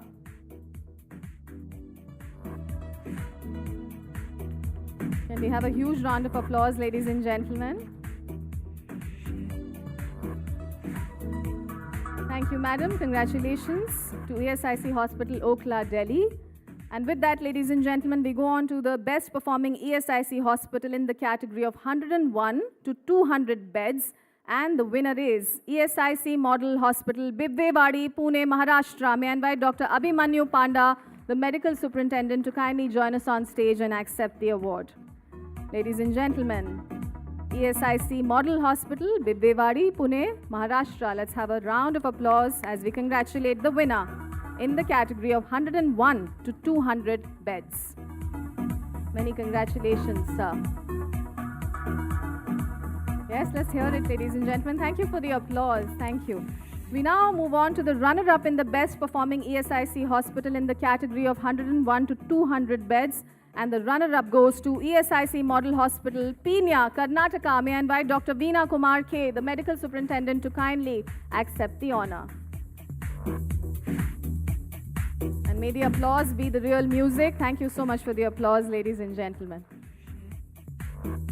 Congratulations to ESIC Model Hospital, Peenya, Karnataka, on getting the runner-up in the best performing ESIC hospital in 101 to 200 beds category.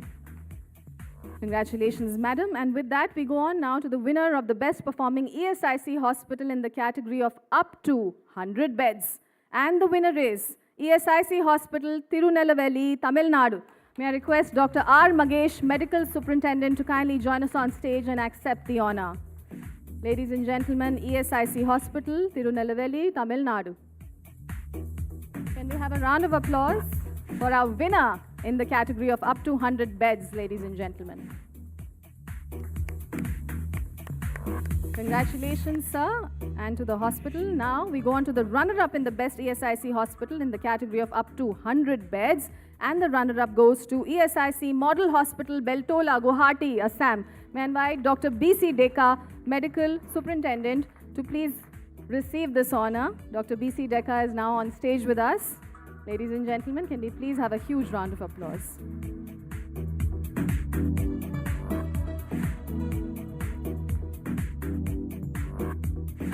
And now, ladies and gentlemen, we go on to the best performing ESIC regional and sub-regional offices. These awards are given in recognition of the office's performance in achieving revenue and recovery targets, efficiency processing claims for various benefits, and also addressing grievances. I now request the Honorable Director General, International Labour Organization, Mr. Gilbert Humbo, to present these awards to the best performing regional offices, sir. We invite our first winner of best performing regional office. Ladies and gentlemen, the regional office winner in the big category is Karnataka. May I invite Shri Sangpriya Anand, Deputy Director, to kindly grace the stage and accept this. The winner of regional office for big category goes to regional office Karnataka, ladies and gentlemen. Shri Sangpriya Anand, Deputy Director, taking this award.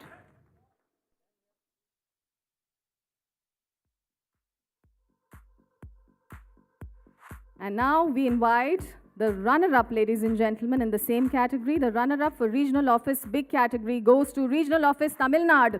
May I invite Shri G.V. Kiran Kumar, Additional Commissioner and Regional Director, to please join us and accept the honor. Ladies and gentlemen, can we have a huge round of applause? Thank you for the applause. Many congratulations on being runner-up to regional office Tamil Nadu in the category of big regional office. Thank you very much. We now go on to the medium category in regional offices, and the medium category winner goes to Regional Office Uttar Pradesh. May I invite Shri K.C. Jha, the Regional Director in charge, to please join us on stage and accept the honor. This is the winner for the Regional Office medium category. Ladies and gentlemen, Regional Office Uttar Pradesh, and we have Shri K.C. Jha, Regional Director in charge, taking the award. Thank you very much, sir, for accepting the honor. And congratulations to you. We now invite the runner-up in the Regional Office Medium category, and the runner-up goes to Regional Office Punjab. May I invite Shri Pankaj Vora, Regional Director in charge, to kindly join us on stage and accept the honor. Many, many congratulations to Regional Office Punjab on getting the Regional Office Medium category runner-up award.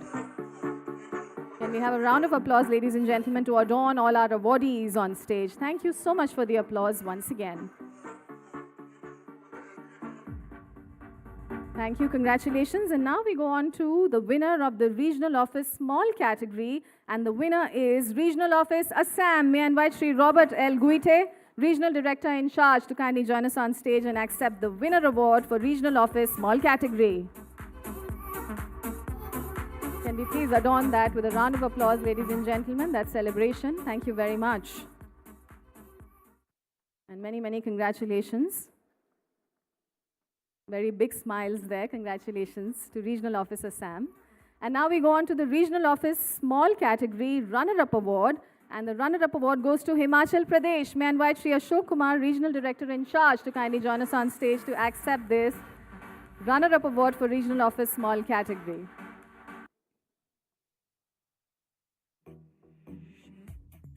Congratulations. Let's hear it, ladies and gentlemen, in a loud round of applause for not just him, but all our awardees of the best performing regional office. And I also thank Honorable DG-ILO for doing the honors. And with that, I now request Sushri Shobha Karandlaje ji, the Honorable Minister of State for Labour and Employment, to present the awards to the best performing sub-regional offices of ESIC. And may I request you, madam, to give away the sub-regional office big winner category first. So the sub-regional office big category winner is sub-regional office Coimbatore. May I invite Sri Ravi Kumar KR, Joint Director in charge, to please accept the winner award in the category sub-regional office big category. Sub-regional office Coimbatore, ladies and gentlemen, gets the winner award in the big category of sub-regional offices. Ladies and gentlemen, applause is dying down. We have this last segment only of awardees. Let's encourage them. Let's celebrate them. Congratulations. I'd like to now invite on stage our runner-up for the sub-regional office big category. And the runner-up is sub-regional office Gurugram. May I invite Sri Sunil Yadav, Joint Director in charge, to kindly join us on stage and accept the honor.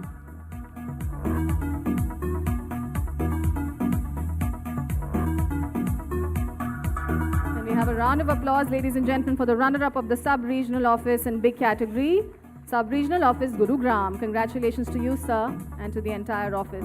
And now we go on to the Sub-Regional Office Medium category, and the winner is Sub-Regional Office Mysore. May I invite Sri M. Sitlo, Joint Director in charge, to kindly join us on stage and accept the honor. This is the winner of the Sub-Regional Office Medium category, ladies and gentlemen. Sub-Regional Office Mysore. Let's please have a round of applause for the winner in this category. And it is Sri M. Sitlo accepting this award on their behalf. Congratulations.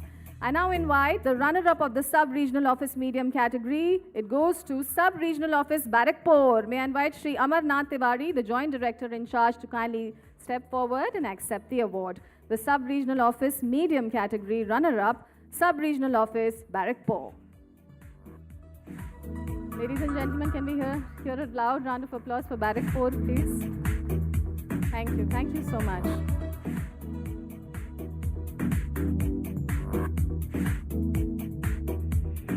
Many congratulations.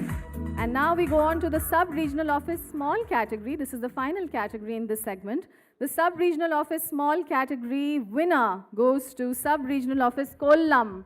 May I invite Shri V. Muhammad Abdul Karim, Joint Director in charge, to please accept this on behalf of the Sub-Regional Office Kollam. Ladies and gentlemen, the winner in the Sub-Regional Office Small category, Sub-Regional Office Kollam, Shri V. Muhammad Abdul Karim, taking this award. Congratulations to you, sir. And the final award, ladies and gentlemen, the Sub-Regional Office Small category runner-up goes to Sub-Regional Office Varanasi. May I invite Shri Sanjay Kumar, Joint Director in charge, to please join us and accept the honor of the runner-up Sub-Regional Office Small category that goes to Sub-Regional Office Varanasi. Ladies and gentlemen, can we have a huge round of applause for the awardees? These awards are a testament to the dedication of ESIC officers, healthcare professionals, and administrators who work tirelessly to make a difference in the lives of India's workforce. Thank you very much, Honorable Minister. Thank you, esteemed dignitaries, for doing the honors at this juncture. And with that, ladies and gentlemen, it is my honor to introduce very briefly Ms. Shobha Karandlaje, Honorable Minister of State for Labour and Employment and Ministry of Micro, Small and Medium Enterprises, Government of India, to deliver her address. She's a dedicated policy maker and advocate for labor rights. She has played a pivotal role in enhancing social security measures and strengthening workforce welfare initiatives. Can we have a huge round of applause for Ms. Shobha Karandlaje? Honorable Minister, it is now over to you, Madam.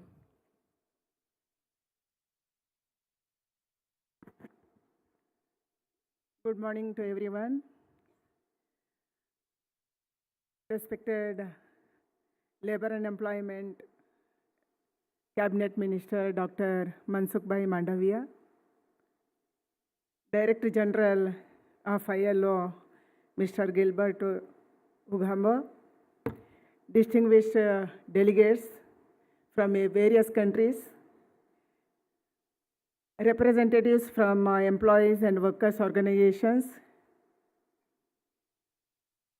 my dear officials from Government of India and states, media friends.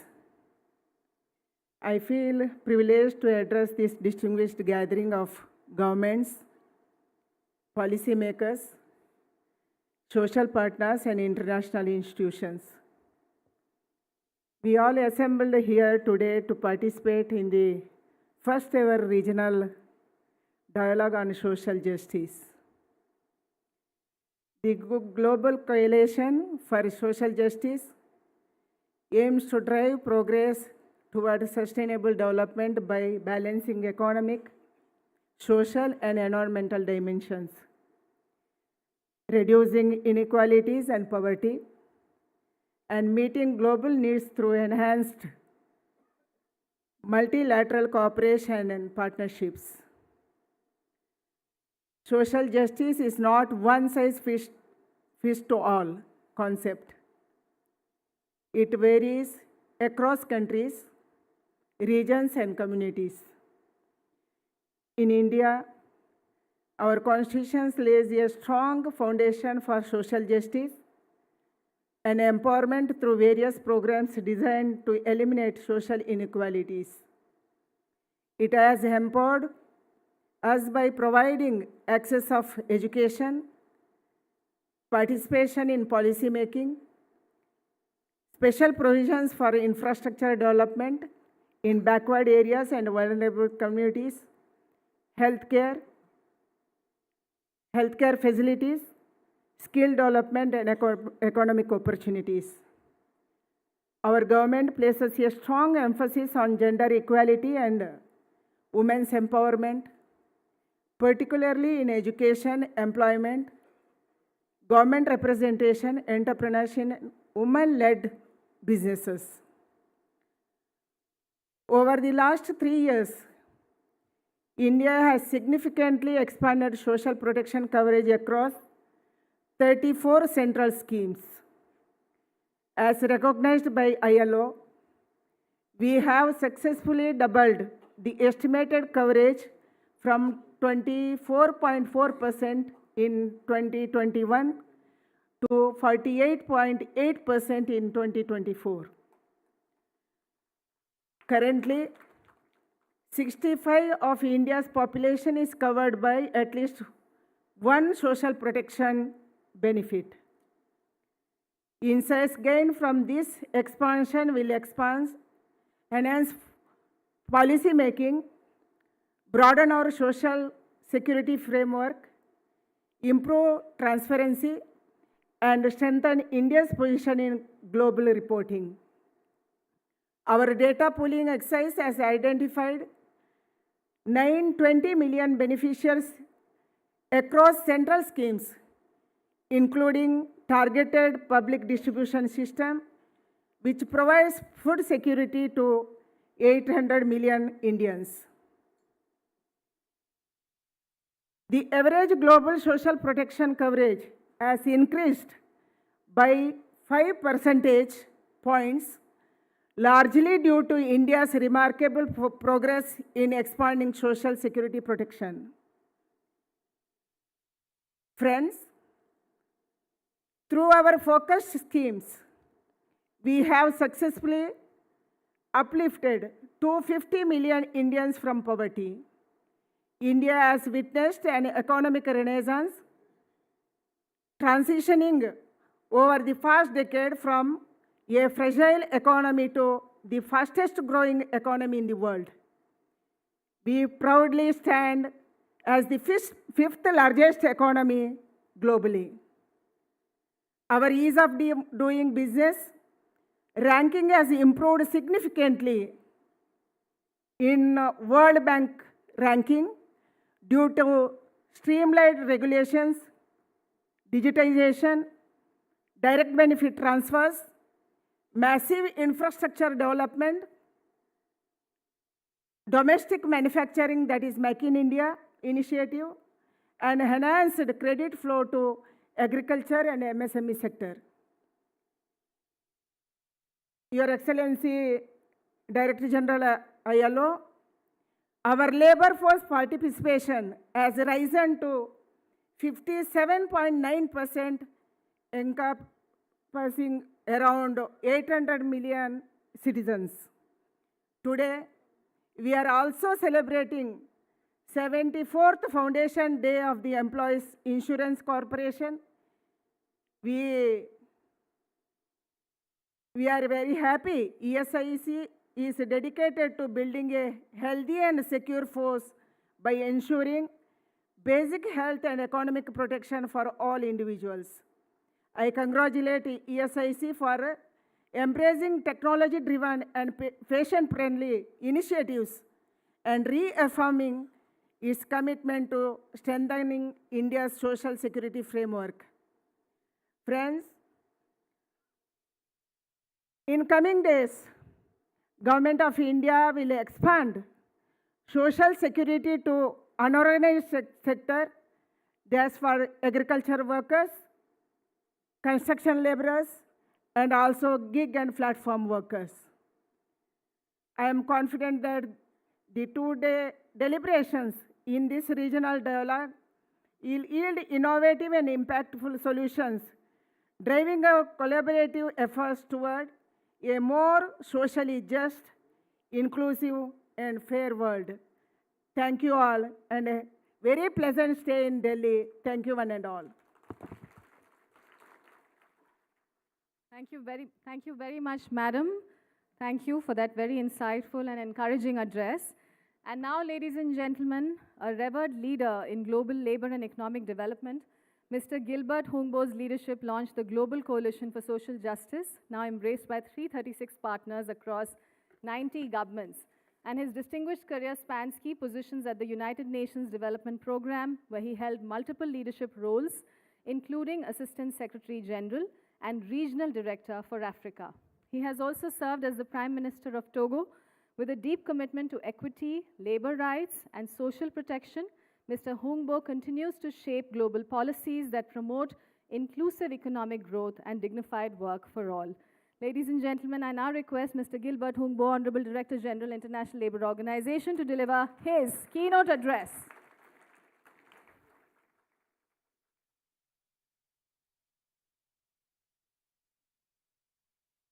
His Excellency Dr. Mansouk Mandavija, Minister of Labour and Employment and Youth Affairs, Her Excellency Ms.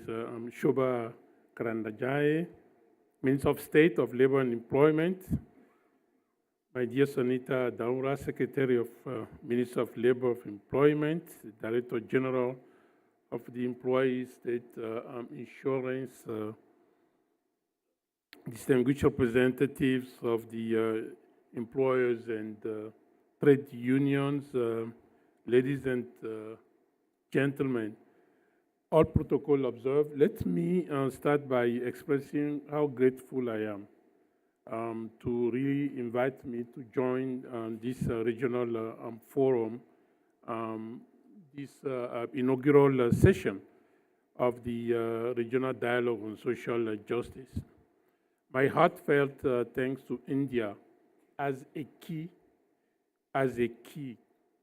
partner to the social coalition that we initiated about a year and a half ago or so. Today, we also celebrating the 74th Foundation Day of the Employees State Insurance Corporation, one of the world's largest social security schemes. And this milestone highlights the crucial role that social protection plays in achieving social justice. The launch of the coalition was a pivotal moment in our collective effort to address social justice deficits by strengthening dialogues amongst the coalition partners. We do believe that we could contribute to accelerate the 2030 Sustainable Development Agenda altogether. This initiative now is about 350 partners, including 90 governments, employers, workers' organizations, international and regional organizations, financial institutions and development banks, enterprises, the international non-governmental organization, and the academia, which is quite very multilateral coalition. The focus of this conference is the responsible business for inclusive and sustainable societies. The key question for us is the following: what business practices can deliver both shared prosperity and at the same time sustainable growth? As India strengthens its global trade and investment position and supports enterprises in domestic supply chains, the role of sustainable business conduct is central to achieving economic, social, and environmentally sustainable enterprises. I really want to humbly commend India for strengthening its environmental, social, and governance ESG framework through the national guidelines. The best practices shared by employers today, this morning, will reflect the important progress that has been made in this area. I also like to salute the Ministry of Employment and Labor for its pivotal role in launching the RBC, the Responsible Business Conduct Project, together with ILO. And this collaboration for us is vital in showcasing India's commitment to decent work agenda in business operations, sending, therefore, a very clear message to trade partners and investors. So on this occasion, I would like to share that the ILO's tripartite Declaration of Principles concerning multinational enterprises and social policy provides comprehensive guidance on responsible business conduct. It does offer concrete steps for businesses to contribute to decent work and inclusive economic growth while addressing potential negative impacts. The foundation of this process lies in social dialogue, lies on consultations between governments, social partners, and enterprises, such as this 2 days conference. Another important focus of our conference is the provision of protection and resilience, particularly through the social protection schemes. In this regard, I acknowledge India's collaboration with ILO in advancing social protection. According to the World Social Protection Report 24-26 that we launched a few months ago, the proportion of India's population covered under at least one branch of social protection has increased. And the Vice Minister mentioned it, from 24% to essentially 49%, so doubling in such a very short time. And this achievement reflects the strong partnership that and the decisive actions that the government Modi has been taking in the past few years. I really want to salute that, because this tremendous positive growth in the social protection in India has a pulling factor on the rest of the world on that. So it's important to also know that those progress that you are making here also has a positive impact on the other countries in improving the social protection. So let us reaffirm our collective commitment to social justice. Let us, what I've been listening this morning is quite very encouraging. How do we make business to grow?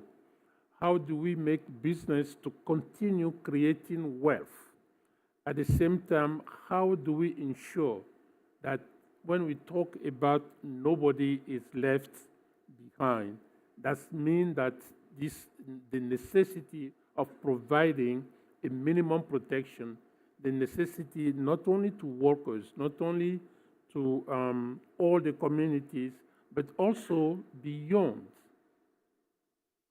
the traditional workers' protection, is also the unorganized sector, the informal economy, that I really want to salute the importance that you attach on the informal economy as well, so to make sure that all different components of the society improves their well-being.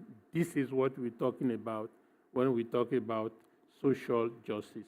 Let me end up by again recognize the criticality of the role that India is playing in ILO leadership, in ILO's governance structure, which is quite crucial. And we know that as one of the key and one of the leading, not only in terms of population, but in terms of economic growth, one of the leading country, you will continue ensuring your leadership within ILO global governance. Thank you so much.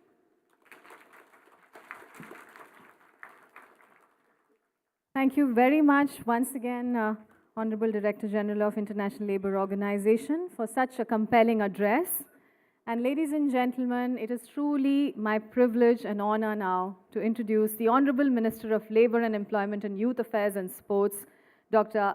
Mansukh Mandavia ji, a visionary leader and policy reformist who has been instrumental in transforming India's healthcare, labour welfare, as well as sports landscape. Honorable Minister Dr. Mandavia has held key ministerial cabinet positions, including Minister of Health and Family Welfare, Minister of Chemicals and Fertilizers, before assuming his current role as Minister of Labour and Employment, Youth Affairs and Sports.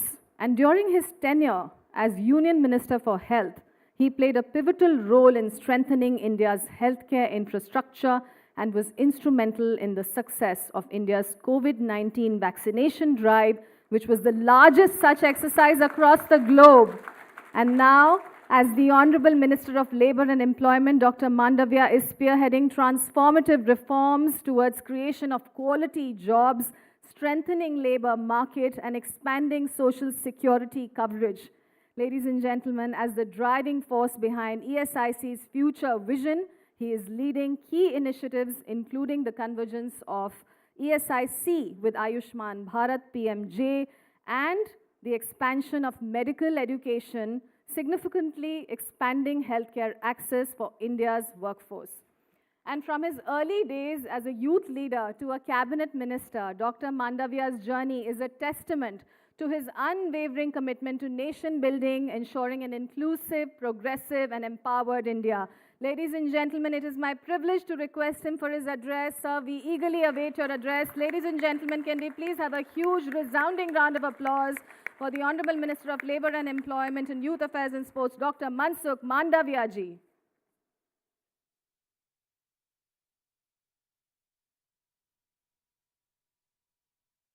Dignitaries on dais, Director General ILO Gilbert Hongbo-ji, मेरी ministerial colleague Shobha ji, Secretary Labour Sumita ji, Permanent Representative of India to UN and Geneva, Arindam Bagchi ji, ESIC के DG Ashok Kumar ji, भारतीय मजदूर संघ के national president हिरणमय पंड्या जी, CII के vice chair mister Shahil दारिया जी, सभी उपस्थित भाइयों बहनों, It is a privilege to address this inaugural regional dialogue on social justice as we unite under the global coalitions for social justice to advance our shared commitment to build a more just and inclusive world. The significance of the gathering lies not only in the exchange of ideas but also in our collective resolve to address the evolving challenges of our time. By promoting collaboration among government, international organizations, workers' organizations, business, and civil society, we aim to create tangible solutions that promote a fruitful working environment for all where no one is left behind. This initiative, launched by 2023 by ILO, represents a transformative step in our collective efforts to address social justice difficulties and accelerate the implementation of the 2030 Agenda for Sustainable Development. With over 336 partners, including 90 governments, the coalition has emerged as one of the largest global movements dedicated to facilitating inclusive growth, reducing inequalities, and ensuring decent work for all. To that end, today's dialogue serves as a platform to exchange best practice, explore innovative solutions, and strengthen regional cooperation, ultimately contributing to a more equitable and resilient global ecosystem and economy. India, as a proud moment, and the Asia Pacific Coordinating Group is privileged to spearhead this first regional dialogue. It fills me with immense joy in noting that we have decided to champion a key coalition intervention, responsible business practices for sustainable and inclusive societies. This resource marks significant milestone in our collective journey and will serve as a valuable references, guiding our efforts towards more inclusive and resilient social protection systems. I would also like to take this opportunity to appreciate the employees' state insurance corporations for its dedicated efforts in advancing social security and ensuring the well-being of workers.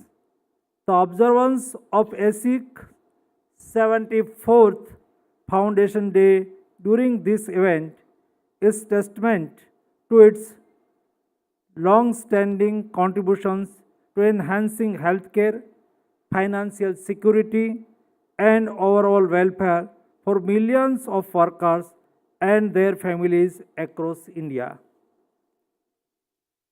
Since its inception in 1952, ESIC has played a pivotal role in shaping India's social security landscape by offering comprehensive healthcare, disability benefits, maternity benefits, and financial protections. ESIC has become a cornerstone of India's commitment to social justice. Its initiative, including digital healthcare services and simplified enrollment processes, have expanded coverage to both formal and informal sector workers. On this occasion, I would like to highlight the significance of the joint statement on responsible business conduct presented by the Bharatiya Mazdoor Sangh in collaboration with the Confederation of Indian Industries Employers Federation of India.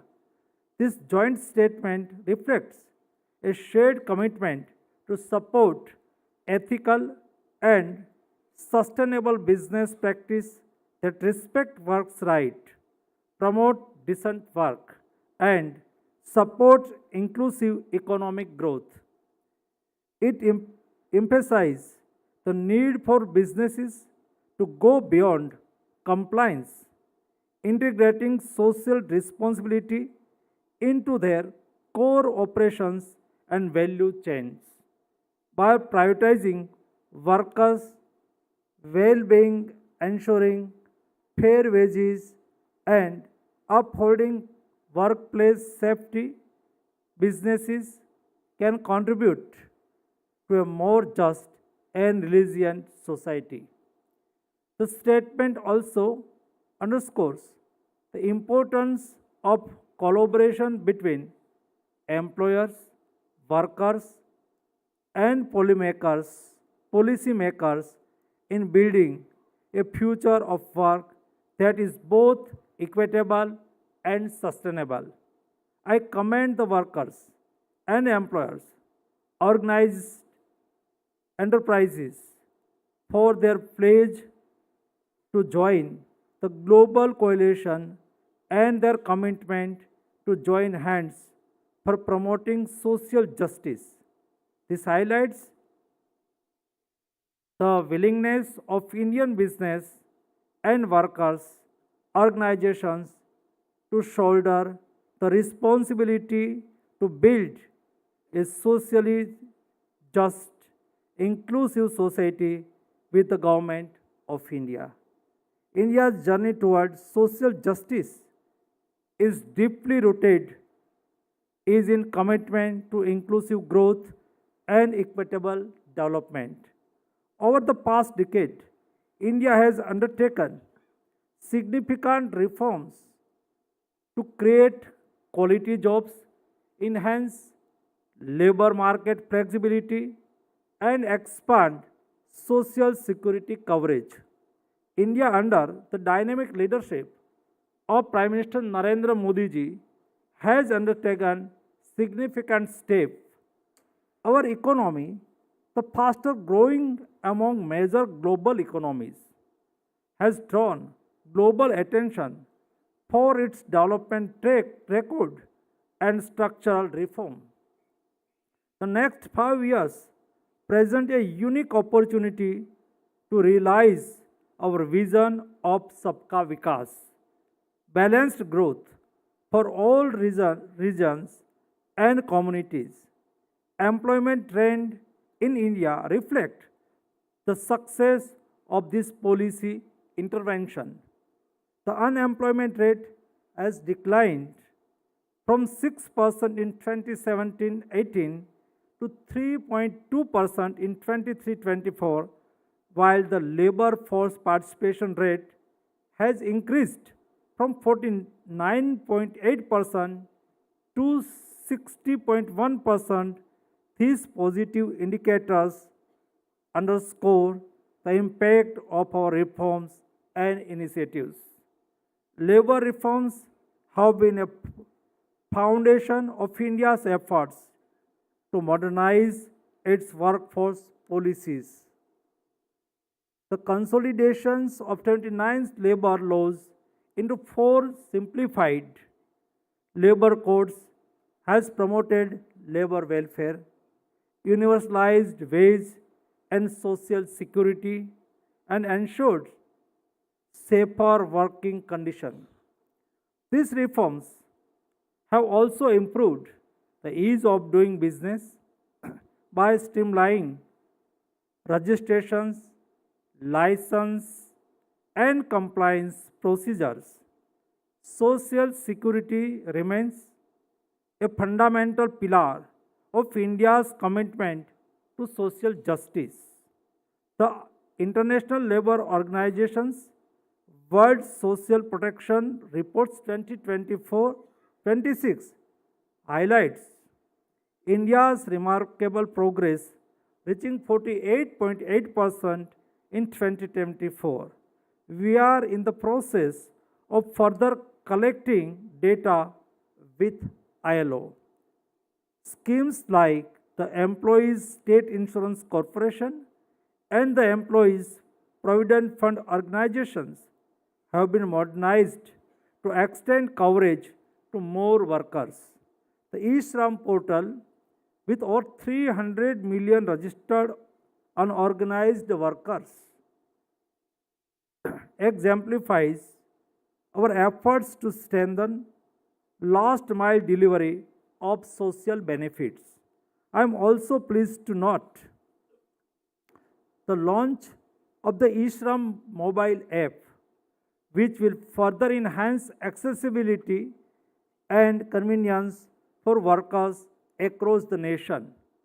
Empowering women in the workforce is another critical focus area.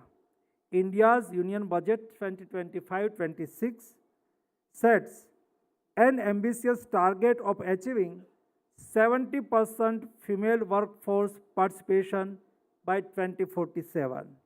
This aligns with the objective of today's session: building a bigger table, promoting inclusion and women's participation in the world of work, which will explore policies to create fair and supportive workplace, address pay gaps, and enhance leadership representation for women.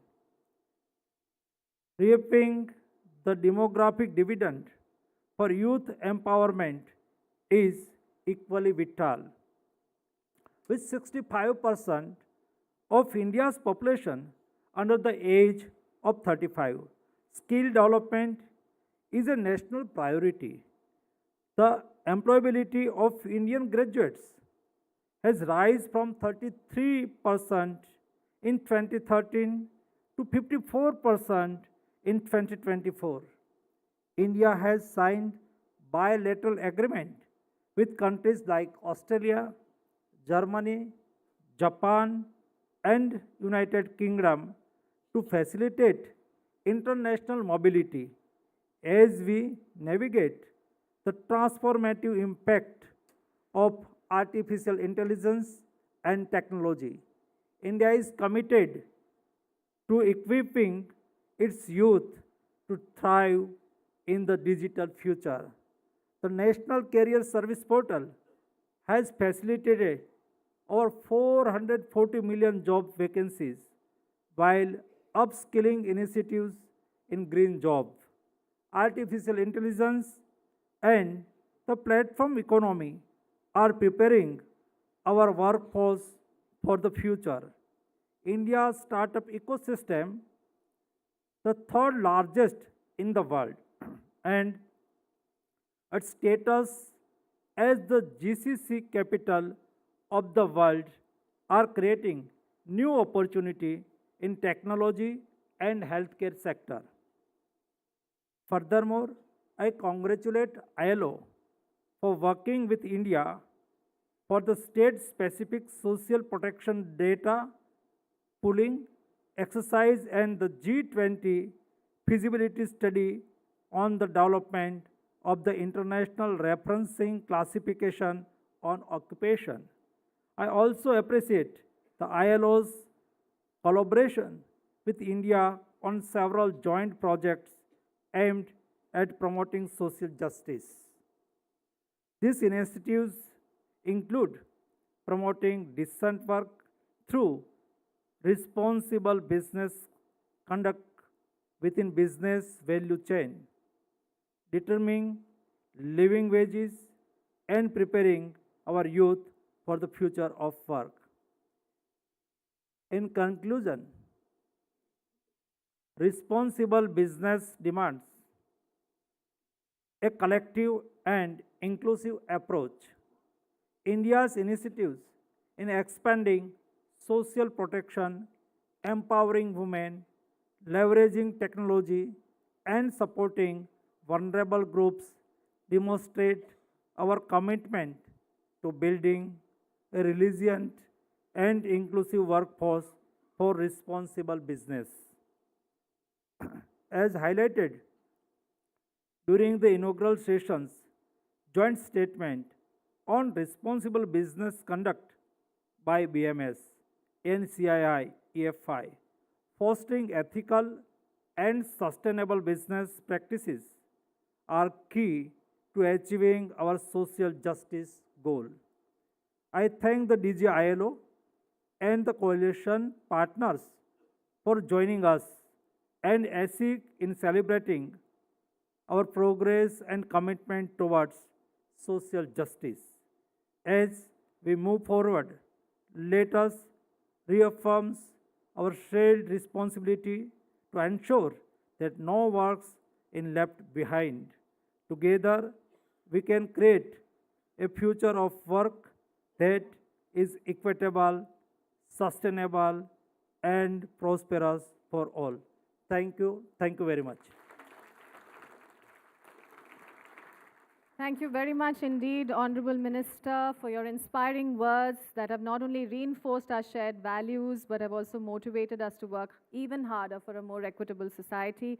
By underscoring social security as a fundamental pillar of India's commitment to social justice, you have reaffirmed our shared belief in an inclusive and equitable society. We cannot thank you enough, Honorable Minister. We thank you for your leadership, your dedication, your unwavering commitment, and that is a beacon of hope for us. And with that, I will now request the Honorable Minister to step ahead of the dais along with the esteemed dignitaries and give us a photo opportunity of the esteemed dignitaries. Can we have the cameraman step up, please?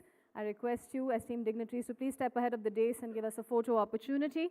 And ladies and gentlemen, now we will go on for a lunch break, and we'll resume proceedings with the first technical session starting at 1:45 p.m. in the Leaders' Lounge, which is right across of this room. So as soon as we exit this room, we actually go straight to the Leaders' Lounge. And on your right, as you exit this room, is where we have placed the exhibition for you to browse. So please do give a good look to the exhibition. And also, there is lunch at level 1, but downstairs. So you have to take the escalator from here to go down and have lunch in meeting room 19 and 18. So we will just tell you the demarcation. But for now, thank you very much to all of you. And let's have a round of applause for our esteemed dignitaries.